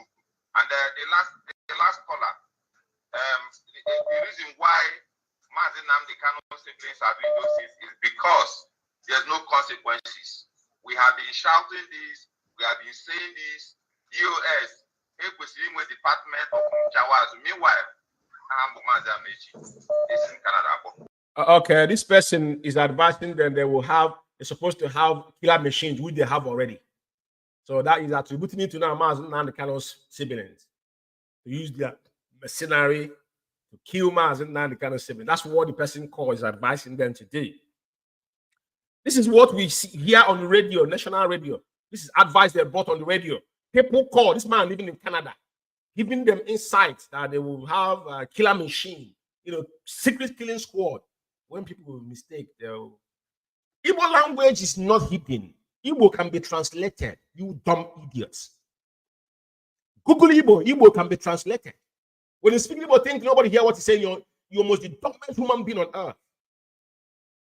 When you speak Igbo language, thinking that is a secret, you must be the dumbest human being I ever come across in my entire life. Just know that. Some of you rant and say, I want to speak it in Igbo. Someone that have interest, that is when the person now will go into details for your information. Let's listen. They're very important. So my question to Mazzi Madubu, there was something you posted on your timeline. You see that, and many people have asked that question here on the comment section. Is it both past and present legal team that any of them that is frustrating NNAMDI KANU pay for it? I want you to highlight that area because we know the present legal team, they are not in tandem with IPOB, with IPOB. But do we have any past legal team that is frustrating this movement?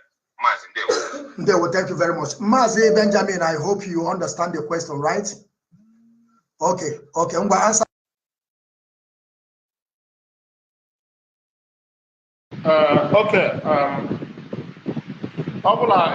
If I understand the first question, I'm not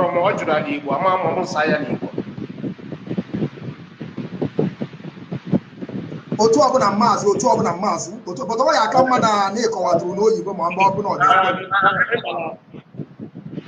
ọ bụrụ okwu niile ka anyị ga-ekwucha n'olu ngwa sụọ n'Igbo ọ ka mma sụọ n'Igbo mecha mma akọwazi ya.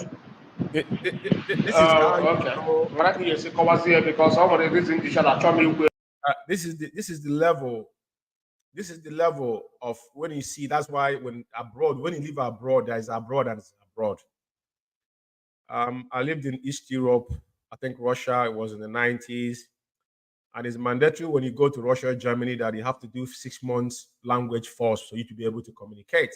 Like UK here, UK is an English-speaking country in America. Even though you're not perfect, the tongue is different.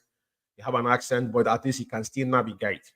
But so it's mandatory that when you go, it's like Russia. When you go to Russia and your teacher asks you, you say normal. You can't say normal. Normal means you say, when the teacher asks you, how are you? He says, I'm fine. You can't say that in Russia because remember, these people were communists. You have to say, Piat means 50-50. Never answer and Norman, which is fine. This man here, I think I can say he traveled to Russia. Maybe that was his own limitation of abroad. For him to not knowing, maybe we see this particular, let him speak any Igbo and go to Google or get any dictionary. There's so many translating apps you can have these days, AIs. It can be translated. Dictionary can translate Igbo very easy. Speak anything. I will put it in translation and send it back to you. Easy. So you guys need to be careful. I just want to educate you a little bit, but continue. Ihe mere nwanne m nwoke jụrụ ajụjụ gịnị kpatara m akọchọ n'obodo kalụnta na the insult ọ na-enye Chinasa ọ la blackmail ọ na-agba onye ala akpọ people names. You see why I don't want to jump this audio? This audio is very, very important from the last broadcast I made. I need why I came back to this particular audio before I'm going to come back from where all this whole thing started. Very important. I want you to understand why I'm playing this audio now. Last broadcast I did, Benjamin Madbog, the last jamboree he went to do so-called BTV on Facebook Live with this pizza general. You know? Now, this is some of the conversation. So that's something I want us to see. Before now, I want to bring, I want to raffle what I've covered in IPOB and genesis of it. That's why I call it explosive exposition. That's going to go forward from now. This is who showed Mazzi because it compasses. Very important because all these people were people that were there. They knew. Those that were there, no one was kidnapped. They didn't say anything. We will know. Based as we transcend on this particular, journey. Very, very important. And free from that guy. And they free from him. Everybody the same thing. The same way goes out, it goes out everybody names. It goes out blackmail everybody.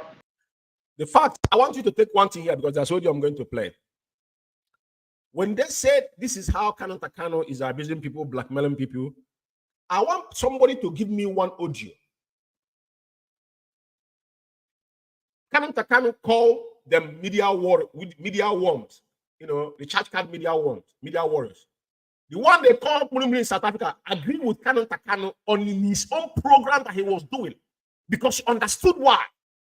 We don't induce our own. That they are the church card media warriors because they buy them. He had even said 4K, they share it for 4,000 naira to them. So we are as KANU lied. Benjamin Madbug and Co. I will play audios. I'm playing yours now. Give us one audio where KANU have got contrary to IPOB code of conduct. I just say one. The tweet KANU tweeted about sit at home. Who is right between sit at home? Open the account. I'm going to play the genesis of what happened. The crime of KANU, I will play them tonight, but I want to finish with you because your one I have done with your program, but let's go back because my challenge I'm throwing to everybody tonight. Those that are watching are those that are going to watch. Give me one evidence that KANU or Umeh have done that contravene IPOB code of conduct. Oh, is he a crime that Umeh did not respond to him? Why do you seek Umeh's validation? KANU, show me one blackmail from KANU. I want you, like I said, there's the audio I'm going to play tonight. Remember what he has said.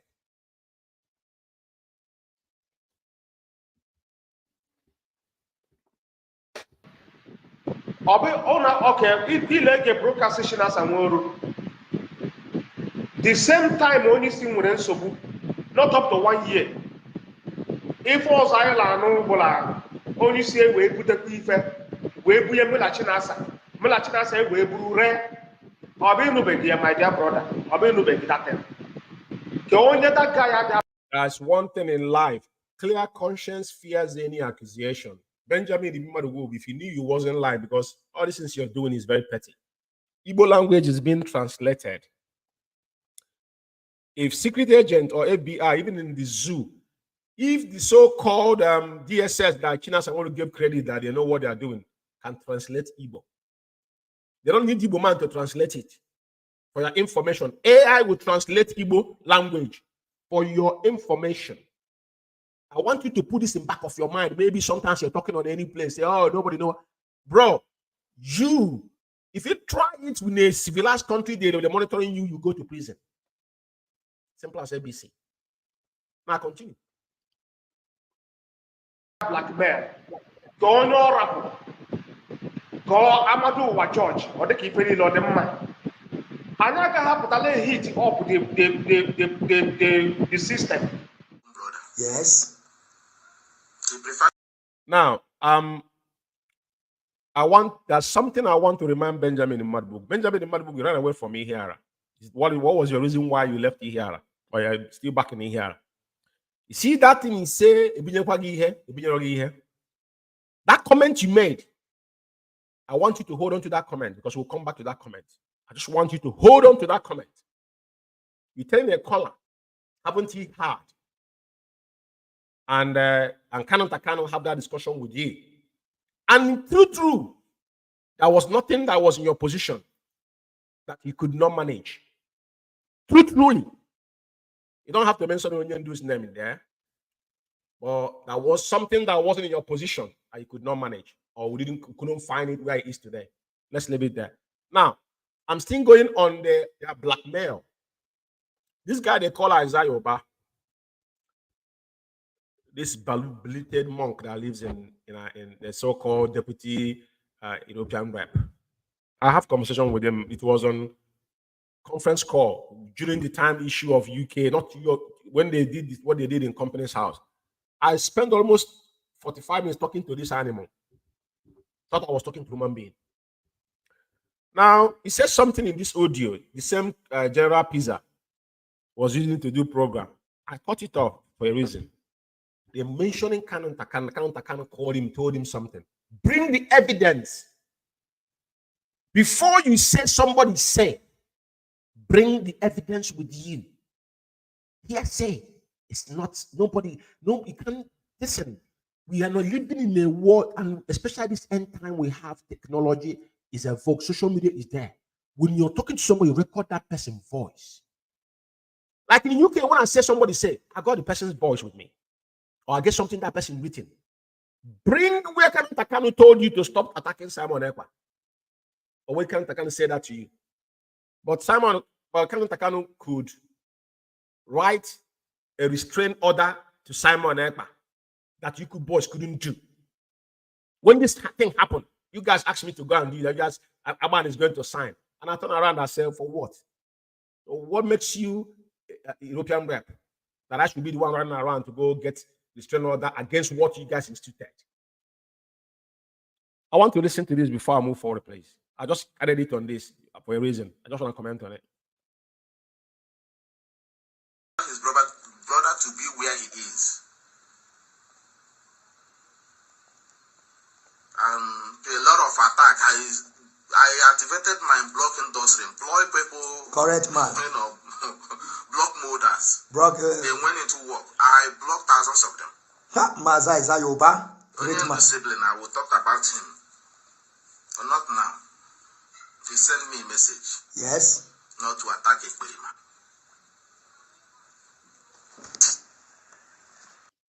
Listen, that's one thing I love about KANU. I'm going to say it here openly. You know why? When somebody is lying, we know. But somebody will be telling you something and quoting date. That being specific. Isaiah Yoruba, my challenge to you tonight, tomorrow morning, put that audio or write up KANU, send you to stop attacking Simon Ekpa. You people created Simon Ekpa. You, as Deputy European Rep, could not write common restraint order to Simon Ekpa to stop him personating IPOB name that registered in United Kingdom. Jesus Christ of Nazareth. You people could not initiate that particular commonest name on earth. That someone is impersonating on your name. You could not restrain that person by formally, as legal proceeding requires. KANU did it single-handedly. And Simon got the message, and he was trading with caution because he understands the implication of that. Not you people that gathered our money in Italy and went to Finland to go make mockery of yourself. After you guys stole money that is in our account in Italy, what do you guys do? You flew people to some of gullible one, join you people, going to Finland, you're going to protest against Simon Ekpa. You went there and make mockery of yourselves. Your leader told you, no matter what, don't respond to this man. But you guys wake up every morning, you're calling Simon Ekpa's name. As if without Simon Ekpa, there's nothing else. There's no agenda anymore. You guys have on your head. There's nothing else you guys can talk about. A grown-ass man woke up in the morning and sit down talking about a fellow man. That has done nothing, absolutely nothing to you. That you created him as an alibi. It's in my imagination. Now let's move forward. Tonight, like I called it explosive exposition. The broadcast I'm bringing here is the genesis of what is rocking IPOB today. And I want you to listen to it very, very, very, very methodically, because, like I said, if I finish this now, I'm just like you see, I went back and bring Benjamin the man who was. I played it because I don't want to miss anything. I will start with their joint broadcast. Before I come to Chiki, you will see the date of that broadcast. So analyze it. And of course, to this effect, Monday we stand. Ghost Town is the key. And this microphone at this juncture will be extended to Mazzi. On my For avoidance of that, the person hearing his voice here, Tony Nzurumike, the one they called the deputy director of state. This man stole our money in South Africa and went home and married. He confessed in the audio where he was making mockery of himself that he actually went home. This is the detrimental we found ourselves. The people that are in hierarchy in IP will be sneaked back home. Right? So none of these people can come and defend you in court as an IP will be seeking asylum. You know why? Because when they put you on dock, the prosecutor will ask you a question. When was the last time you traveled back home? He told him last year. He said, but why are you saying that this man's life is on that? Because they know. They will ask you that question for you to lie. Because if you lie, the system is not a system. Because who is asking you is Home Office. So Home Office know you're in and out of the country. If you lie to them, they will laugh. They will shoot their head and they won't question you. But already they have affected the person they come to be a witness to. Some people don't know this. Some people might travel say, oh, they didn't know. But as long as they have your date of birth and your name, they know when you come to this country and left. They will, first question they will ask you, when was the last time you visited Nigeria? He told them, if he's under 2 years, they will send them, why are you saying that this person's life is under threatened? But you travel back home as a member of IPOB. I wanna stop it there. Now, Tony Nzurumike, this is the joint broadcast, and this is when this Monday sit at home was wrangling. After China Sanwo announced this, then on the 29th of June, they held a meeting. This same KANU told them, because there's nothing to hide, that this sit at home Onyendu asked to suspend it. That was the reason why Chikerism did not come and announce it. China Sanwo, like I said, China Sanwo is playing the role of Clifford Irwanya in 2015, 16, 17, 18. Because I think he's vocal. But at least we know who Clifford Irwanya was. Clifford Irwanya wasn't a wimp. We know him as a person. People have seen him. He goes around. People know his picture, know who Clifford Irwanya was. The difference is that we don't know who this guy is, but there on pictures we see in which we cannot verify. It's still allegedly. So he's playing that role now in a very features manner. That was John broadcast for them to now. All of them agree. So they unilaterally, disobey Mazzi and NNAMDI. That's why I say everybody. So when he was sending a message, everybody was reluctant to call off the seat at home. That was China Sanwo-Olu's word in the same radio Biafra as they project in this whole journey. So tonight, this was the deem it breaking Q&A section with members of DOS. So the voice you're going to be listening, Nzurumike is introducing China Sanwo. It's going to be China Sanwo because I have my reason why. Let's move.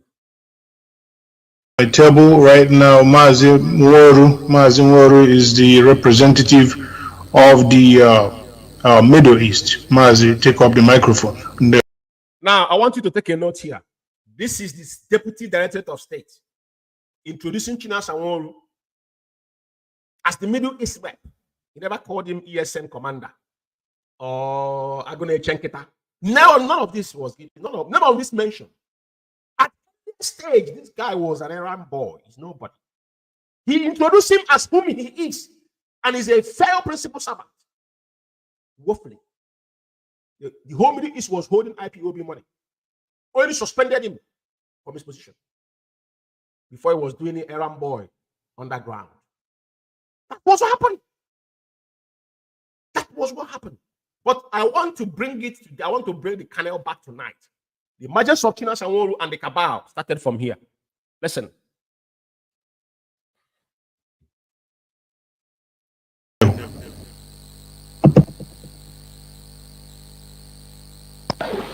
Thank you, Deputy HOD. Am I coming out clear? You are coming out clear, loud and clear, Mazzi. Go ahead. Thank you, Deputy HOD, and thank you, my comrades, for us to answer this call to make sure we are speaking to our people, to understand where we are going and what our stand are. I also use this opportunity to thank Mazzi, Jonathan Chinedu for anchoring this program. All the anchors on Radio Biafra, they are doing a very great job. They are why we are here. They continue. It's a selfless service, and we encourage them, and we will do everything in our own capacity in terms of support to lend our voice to make sure that this gospel continue to spread around and educate our people on the way forward. But not going too far, I want to introduce myself. My name is Mazzi China Sanwo-Olu. Mazzi China Sanwo-Olu is from Obingwa. Obingwa is in Aba province. And I serve the indigenous people of Biafra as the Middle East rep and also a member of the Directorate of State. Now, let me tell you why. You know, when people are doing something, they're watering the ground. As a European rep, as a Middle East rep, you're automatically a member of Directorate of State. And that is how the Deputy Director of State introduced him. His position in IPOB is nothing other than European rep, Middle East rep till tomorrow morning if he's still in that position. I want you guys to pay attention. Somebody introducing himself twice. Doesn't make any sense. China Sanwo-Olu, you are a Middle East rep. Automatically, you are a member of DOS. So there's no need for you to use the word a member of Directorate of State. You are a member of Directorate of State as European rep, as a Middle East rep. But this is when he was watering the ground because they had a plan. That plan is what is metamorphosing today. Everybody's saying it. I want you to pay attention because I'm going to analyze these audios one by one. Probably I'm not going to play Chikedozem. Chikedozem is going to be in episode 10 before his new broadcast he made. I oblige them to come and speak and talk. We welcome it. Very, very important. Without taking much of our time or going much, I'm just going straight to the point this evening. Biafrans and lovers of freedom. The day we agreed, this is what you yearn for. The leadership hear the voice of our people who were yearning for an action, a way to demonstrate our anger. I want you to note one thing. Before all this shenanigans going on, the meeting they held on the 29th of July, already, Onyendu have instructed, I think after that this sit at home must be suspended. You know, it must be suspended. It's already been communicated to these animals. But you can hear the exuberance that it has. Our people were yawning, and that's where we're yawning. That's where we are today. That yawn has brought us to our knee today. But I want you to remember where our problem is. So when they are calling, listen to me. You see, Simon Ekpa is not supposed to be mentioned by any IPOB member if he's still following the due process of IPOB. That is a standing order from our leader. That's what I told you. 2015-16, we never mentioned any of so-called fraction they wanted to create within IPOB because there is the moment you mention it, you validate them. That's how it works in the real world. But some of you monk don't understand, you don't know why. When you saw, you shouldn't respond no matter what. None of you understand what that word means.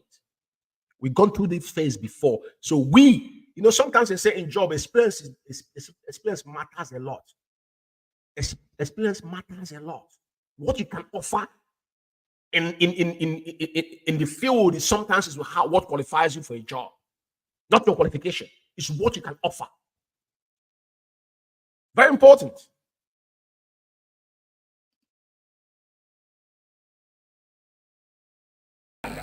Towards the extraordinary rendition of our leader. Even on the 26th, most of you locked down some cities. We did not call for it. It is what you people yearned for. The leadership went through, had a series of meetings, and come up with this Ghost Monday. It is a way, it is one of the simplest things we can do to demonstrate. If you can see, the day we announced this, remember that the DSS have refused even the lawyers to meet our leader. But the moment we announce this, they give a way for our leader to meet his lawyers, the legal counsels. And since we announced this, we have nothing to hide in this struggle. Some of the politicians, their agents, they are calling and disturbing us. And I will make it very clear here. We are not politicians. We are freedom fighters. We and IPOB leadership are not politicians. Let me say something. When anybody hear this guy, barking like a mad dog, you think maybe this person has something to offer. You see how he intimidated this, he silenced all these individuals. This is where all these things started. Pay attention to his word. We are not politicians. We'll get to all of this, but that's where I'm going. Because I want this particular place to go. That's a place I want to get before I talk. I want to give you some time. Let him continue talking. And I will make it very clear for those of you running around the bodies of this. If you heard him, some of them are calling. If you remember, that was when they put. You know how many times they wrote press release about mentioning people's name when the blackmail started, because that blackmail based on when they blackmail you, give them money. That was what's happening. It wasn't only this family doing it; it was them doing it. But I want us to go forward. Let's continue listening.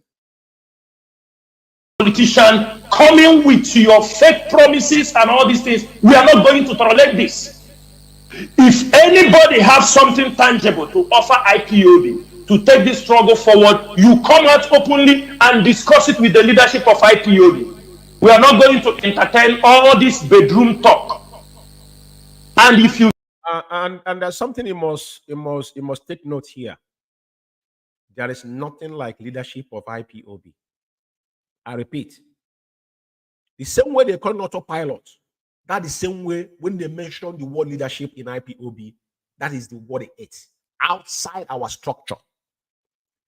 If you're on IPOB, which all of them are involved, China Sanworu, from 2015, 16, 17, 18, 19, why didn't you use leadership of IPOB then? You were still European Middle East rep. Chinerozian was European rep before he became director of a state, head of HOD. Why didn't you people use this word leadership? My question, I'm going to ask the very fundamental question. Why didn't we hear leadership in 2015, 16, 17, 18 before Onyendi surfaced after 1 year? Why didn't we hear leadership? Did we not have leadership then? Why didn't we have a fraction leadership within leadership then? If you don't answer this question, that means you guys are not going anywhere. So anybody you're projecting as an autopilot, they are more better than you people, if I might put it in that perspective. Because, at the end of the day, the only person that can decide this battle is Onyendu. Nobody else, not me. That's why I say nothing to anybody. As long as I know you're under oath, you make a decision, I won't question it. because I know why you're involved. You know what is at stake.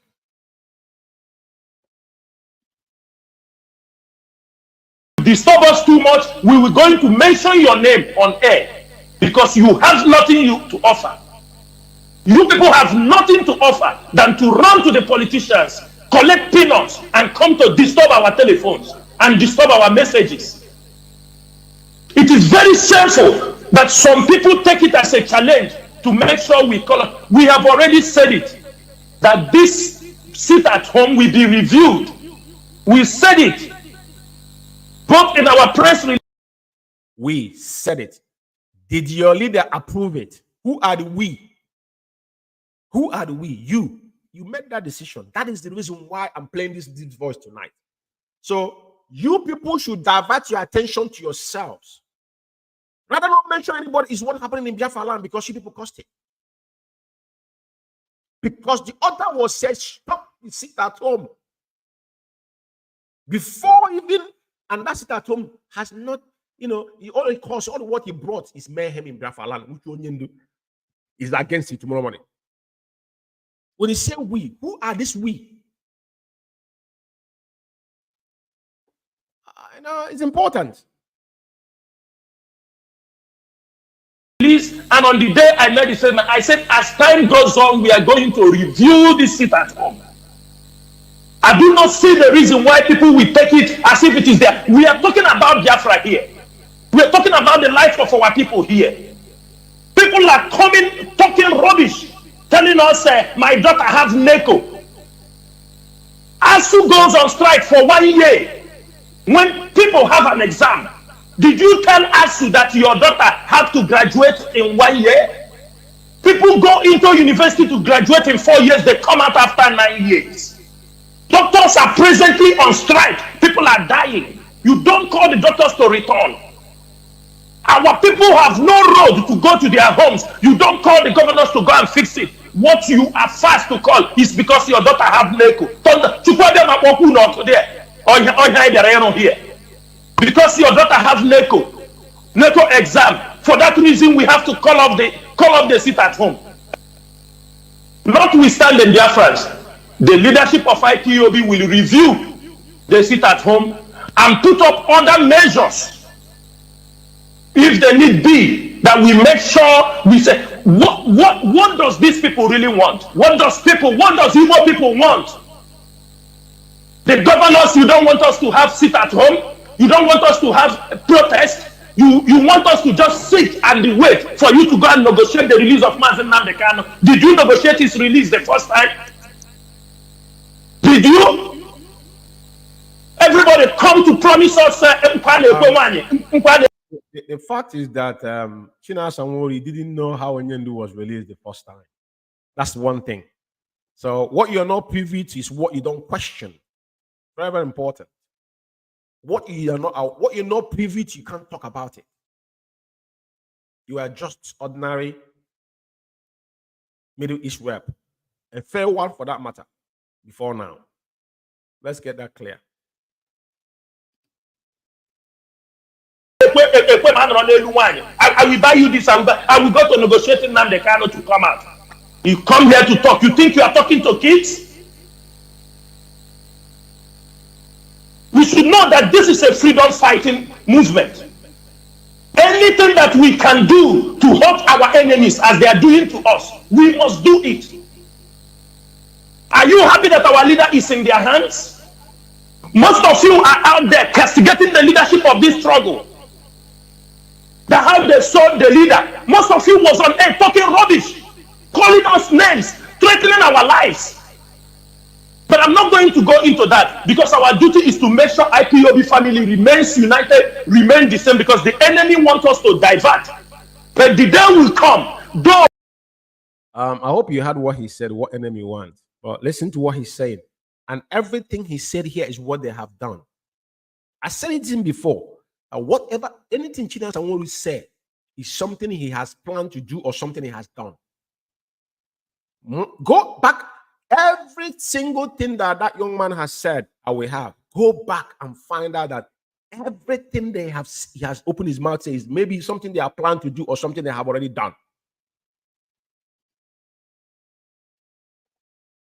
who knew what happened to our leader, we will mention their name on air, and their friends will tear them alive. Nothing will stop us to mention. So you know the people that sold our leader, and you mentioned their name.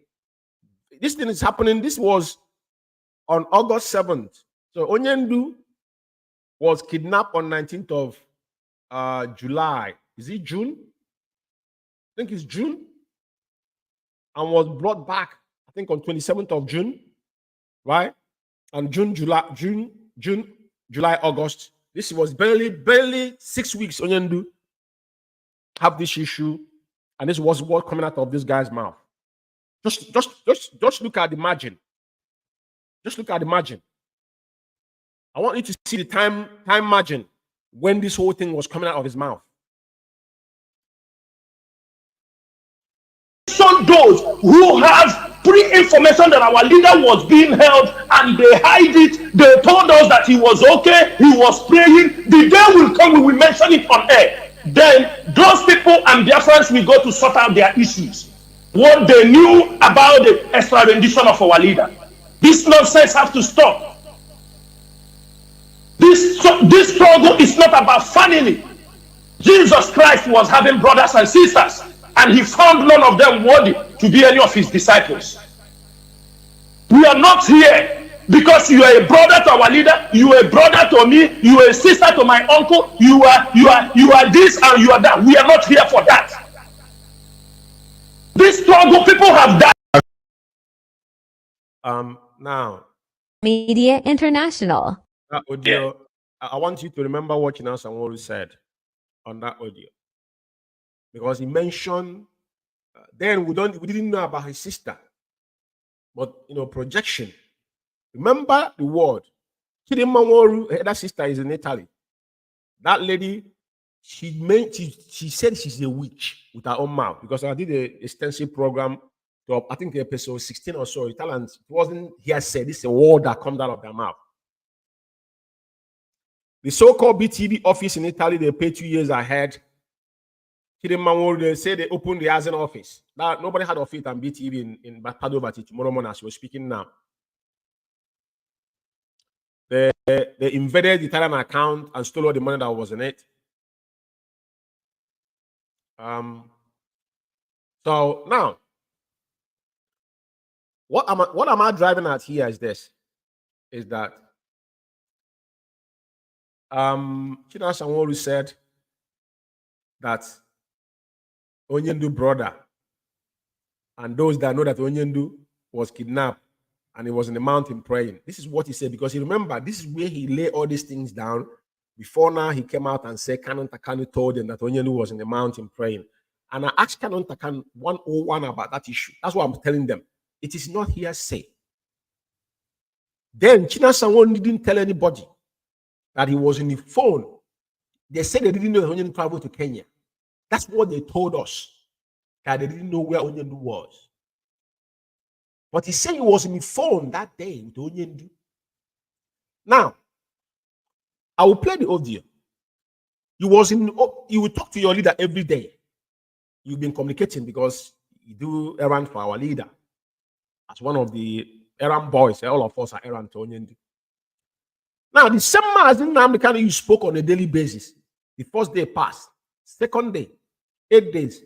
Third day, 5th day, 6th, 7th, 8 days. You didn't see him. Remember, they said the Onyendu siblings that I don't have any business with IPOB. So why are you calling Mazzi KANU Takanu or Umeh? Why didn't you call Onyendu's wife and ask her where her husband is? That's something I want people to establish tonight.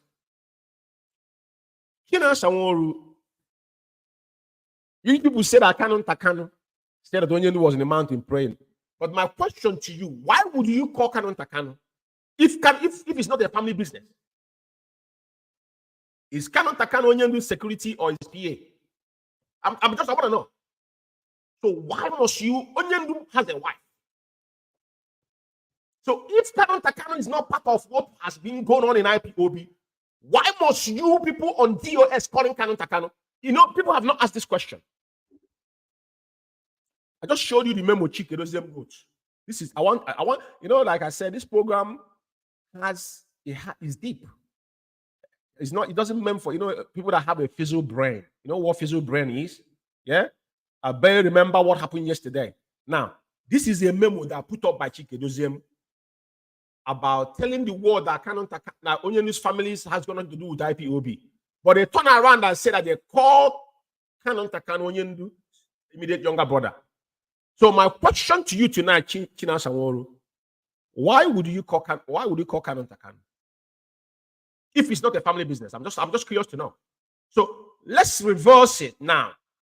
If it wasn't a family business, why do you need to call Canon Takano? Why do you have his phone number in the first place? How did you get his phone number if he wasn't involved in what has been going on? As people ask this question, I see Benjamin Imadu will film him about Meme. We're having two issues here now. Benjamin Imadu was seeking validation from Meme, the same as Nankan siblings. Canon Takano, what does he call his name? China Sanworu is making references about Canon Takano. They call Canon Takano and say Onyendu was in the mountain praying. I'm asking you, is Canon Takano Onyendu personal security or his PA? This is I'm just curious to know, how does that call has to go to Canon Takano first? Why is Canon Takano your first contact? Is it the next of kin that Onyendu signed when he's not there to call him? If it is, then why do you have issues with it? I want to clarify this first as we're moving on. Now, China Sanworu never mentioned to anybody that they have any contact with Onyendu in the first place when he was aware. They said they never knew where Onyendu was. That is why I told them, you see that radio you people are, where you committed all this crime. The blood of our people is attached to everything we do. That blood we hunt all of you will confess, but you wouldn't know when you're confessing. You know the person that you Tupac confess on podcast. You don't know the power behind this podcast. You know, before the conventional media houses like BBC and CNN, yeah, control media. It's no longer anymore. Just like I'm here now broadcasting from my sitting room, right, my office. Now, so the world has made it open, but whatever you say can be held accountable again. Whatever you say can be used against you in the court of law, even if it's on social media. Whatever you said, because you want that the person that you Tupac over 3 decades ago, the man is in prison. Kiddy for whatever his name is, he's in prison now by what he said in a podcast. I want you to remember this. So the question tonight is this: why are you calling Canon Takano? Why are you calling Meme? But you people are telling the world that they have no business with IPOB. My question is that why do you need their validation? Why do you need Canon Takano to tell you where your boss is? I'm just asking. And this question needs to be answered. Now, who sold Mazzi Nnamdi? You told us who sold Mazzi Nnamdi was sold for 9 million. But when you were saying this, you say you people didn't know that Onyendu traveled. You people didn't know that Onyendu was in Kenya. But there was a scheduled meeting that day. Even there was a scheduled meeting. The funny thing is that day, the day Onyendu was kidnapped, there was a scheduled meeting from the whole DOS. But they never find it fit. So you are calling Canon Takano. Canon Takano is the only one that can tell you where Onyendu is. Don't you see that something is wrong somewhere? For you to be now shooting yourself on the foot, you don't have anything to say than to push it to Canon Takano. But after you told the world what happened, I want you to listen to China Sanworu concerning when Onyendu was kidnapped, because this is what happened on the 7th of August 2021. I was that joint broadcast where they were, on United decision to disobey Mazzi Nnamdi that brought the mayhem in Biafra land. So whenever somebody asks you, even though Chike Doziem as their lead, accepted it publicly, now, which I'm going to play. Now, look at what China Sanworu said. Concerning Onyendu, they said that Onyendu was in the mountain praying, but he was aware that Onyendu was not there. He did nothing. So, dear friends, from where I stopped, I was talking about how our brother Mazzi Nnamdi, we tried to make sure he visited Mazzi Nnamdi. Remember, he said we tried. This is the crime Ejiofor committed. Ejiofor signed memorandum with DSS that nobody shall come to visit Onyendu without them being vet force from him. He allowed Benjamin Imadubu to go there when he accomplishes all his deed. And Benjamin Imadubu will be in a house that is. The day he finally went there after 8 months, the man brought him and sat him down in his office, telling him what to say to Biafrans. On top of that, he actually took Okabiama, slapped him from the back. He told the world that Onyendu was angry with the US. When Mazen Nandekano, anybody that is walked close to Onyendu know that when Onyendu get angry, his anger comes with a severe consequences. Everybody that has walked close to Onyendu know. And you know what that means. They are gunners. When you say it in the court, they are gunners. They are what? Gunners. And I think I need to quickly have just like a 2 minutes. They don't know the is outside. In 2 minutes, this nonsense will stop. Who is the idiot? Who is the bagger? That will speak when I'm talking. Who is the fool? Who is the idiot? I ask. That I give an order in the east, and any idiot will counter it. Who is the bastard? I'm asking you. Nobody can. Sir, are you? I'm on the KANU. Who is the idiot? They don't know the KANU is outside. In 2 minutes, this nonsense will stop. Who is the idiot? Who is the bagger? That will speak when I'm talking. Who is the fool? Who is the idiot? I ask. That I give an order in the east, and any idiot will counter it. Who is the bastard? I'm asking you. Nobody can. Sir, are you? I'm on the KANU. Who is the idiot?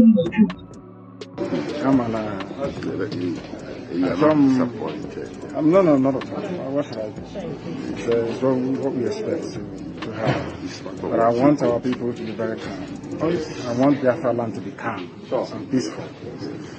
Calm. They don't know the KANU is outside. In 2 minutes, this nonsense will stop. Who is the idiot? Who is the bagger? That will speak when I'm talking. Who is the fool? Who is the idiot?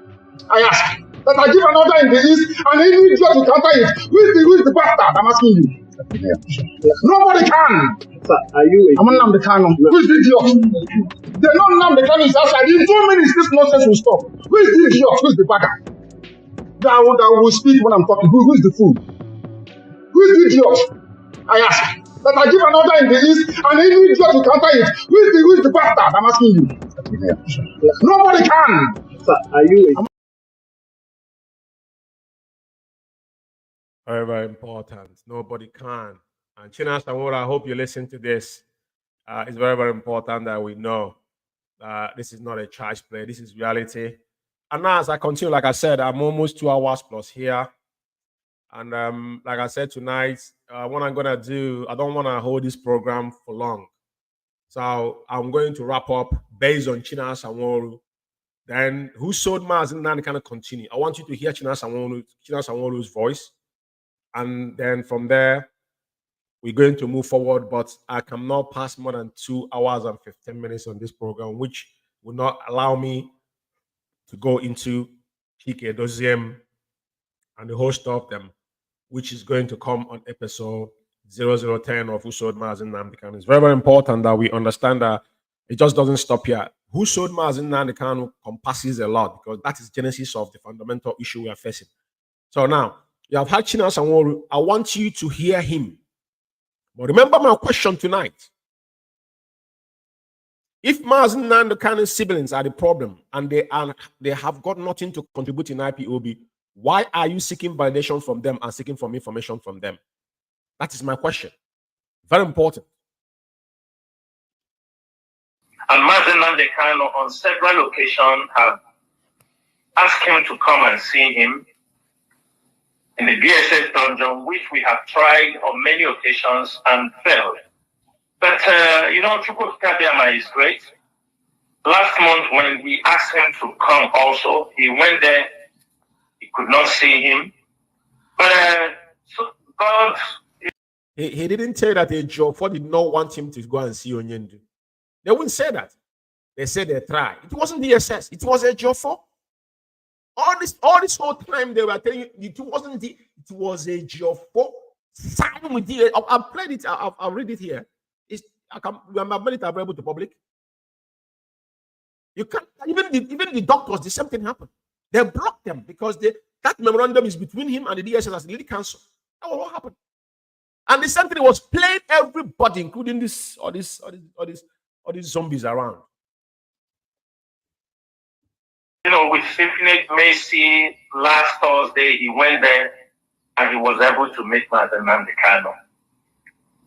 And we realized also for the fact that there is nobody from the leadership who goes directly or who can be able to communicate to NNAMDI KANU. That people took that opportunity to blackmail IPOB leadership. They took that opportunity to blackmail everybody they think that will be a hindrance for them to be able to hijack the struggle. That was what had been happening for 2 years. Because I could remember the blackmail. I just played the audio. The blackmail he initiated. They initiated the blackmail. They unilaterally agreed to disobey NNAMDI KANU is on audio.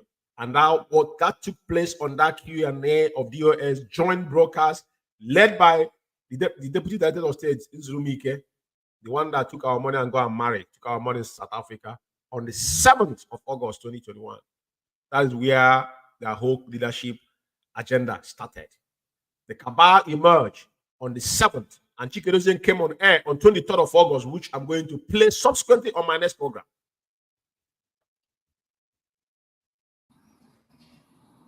The day NNAMDI KANU was kidnapped, everything was in order.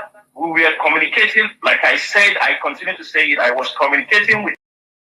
He said, like I used to say it, he never said it, it was on these broadcasts, and that was the last time Chukwuabiama slapped him. He confessed that day. That day, he never mentioned, he never again used this word again that was communicating with the NNAMDI KANU. He uttered this word without knowing when he said it. But he said that KANU knew.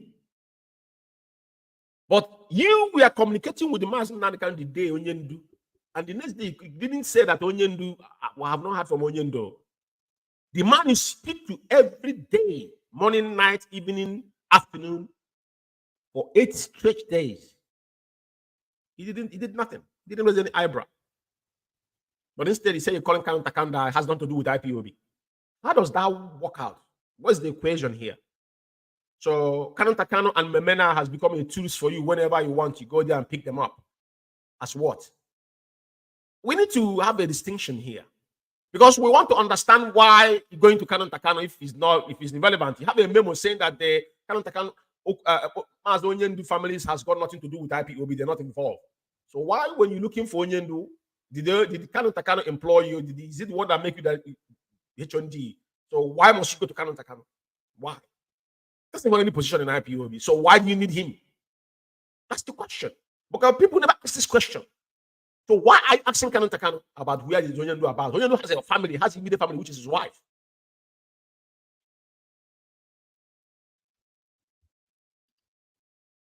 Him on that particular day until he told me, okay, I will get back to you. And that was the last day. And suddenly, we were communicating, like I said, I continue to say it, I was communicating with him on that particular day until he told me, okay, I will get back to you. And that was the last day. And suddenly, when NNAMDI KANU, we were communicating, like I said, I continue to say it, I was communicating with him on that particular day. Yes, I think you had it. It's not me that said it. So I wanted to, to seal that particular conversation, China Sanworu's part tonight, because China Sanworu, the reason why I played this particular audio that you guys join broadcast is to show Biafrans whom you are, your position, and the blackmail in IPOB. There is no other that started it. The people they have called out on Radio Biafra was you, that first person that come and call people out.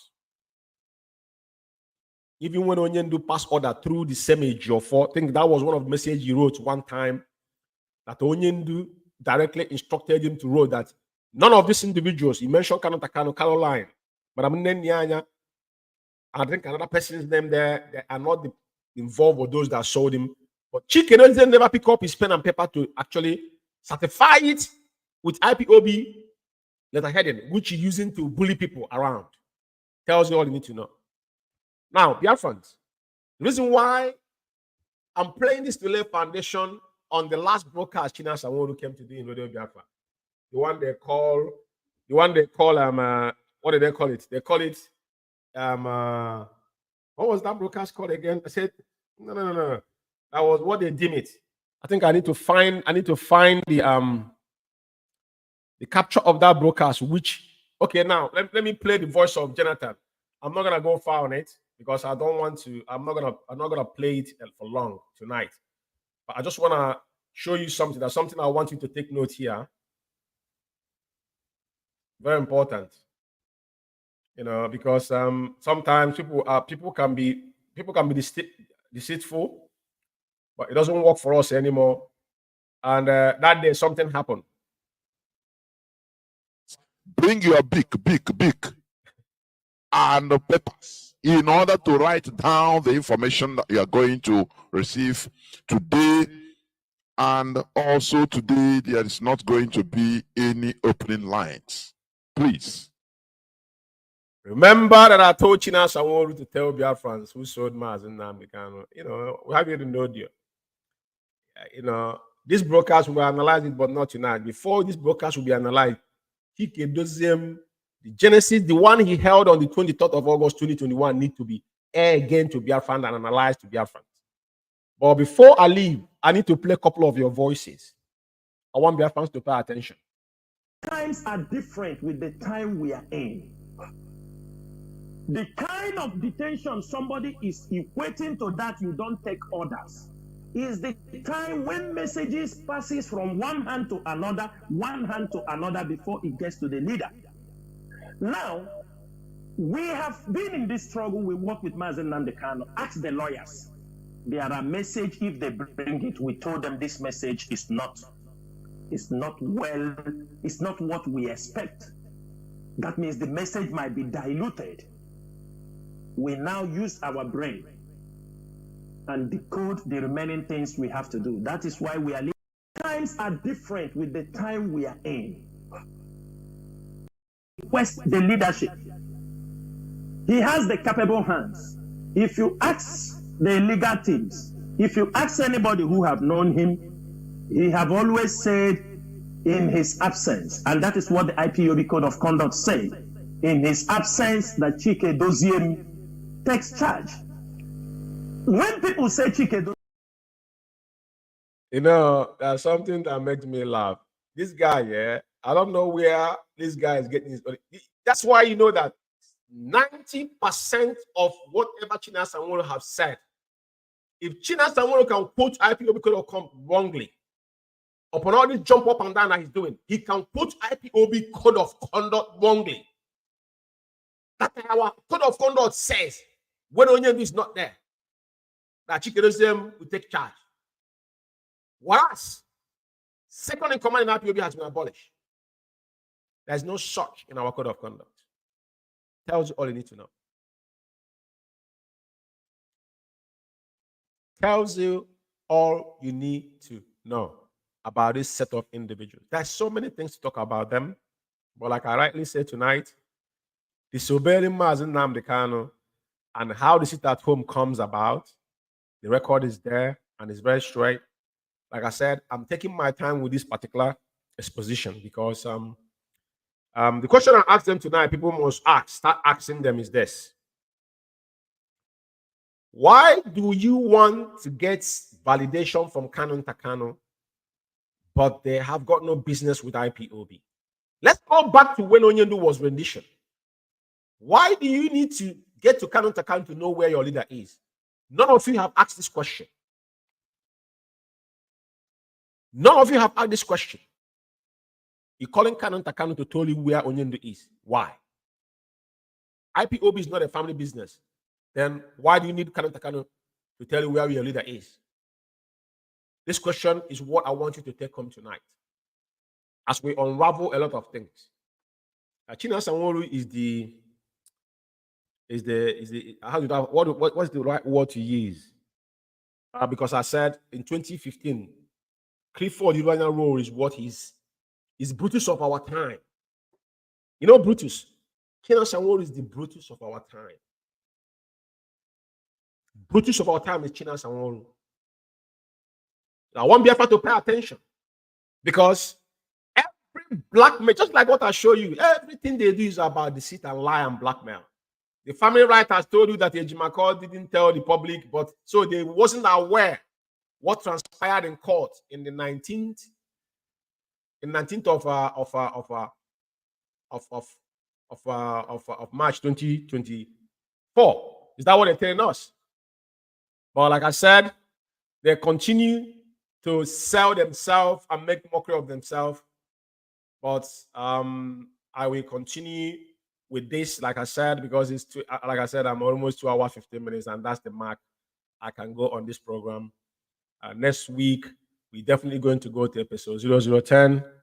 And like I said, Biafrans and lovers of freedom, may Chukwu continue to guide us. And most importantly is that this program is designed to educate us, to understand, to open our eyes. And the question still remains: who sold Mazzi Nnamdi for 9 million? And that's fundamental question. Who told us? Sam Chinas and who told us? So I want everybody to understand the blackmail will not wash anymore. KANU with Umeh has got no special interest as far as I'm concerned. Their elder brother is in prison, which is our leader. If we don't respect them, I don't think anybody have respect for Onyendu. If you could pick up pen and paper and write against them that they're not part of this family, whereas their 2 parents have died because of this struggle, that's already have shown that all of you have no regard for our leader. And the signal is so damning. But one thing is certain, because Onyendu is the only person that have the key to unlock what we are doing. People must understand that. And he's the man that have the last say. So this program is designed to unravel those that have seen fit that they will blackmail their fellow comrades for them. I don't know what they want to achieve, but for us, we are under oath as one family. IPOB is one big family. And we must understand that we cannot speak ill against each other. But these men were the people that brought this propaganda against us, blackmailing people with memo. Once you disagree with them, because I believe in our code of conduct. So I don't think me and Chikerism will have any contact because it's directed of state. I'm just a zonal coordinator. So why would I have communication with him? You have to pass through our national coordinator before even coming to regional coordinator to get to where I am. So why? But because they descend so low and now have soiled their hand and things are falling apart. But one thing is certain: at this end of this journey, Biafra will emerge, our leader will be out, and those that have soiled their hands will pay the ultimate price. And I thank all of you for listening, and those that are being with us this evening and those that are going to listen. This program is, for me, is epic. And it's a documentary that you must pay attention to because there's so much information that I have to do something with. It takes us time to get all this information. Make sure to give it to you organically as it comes. Thank you for listening. And this is still Biafra, Alpha Power Media. And I'm signing off from here from United Kingdom.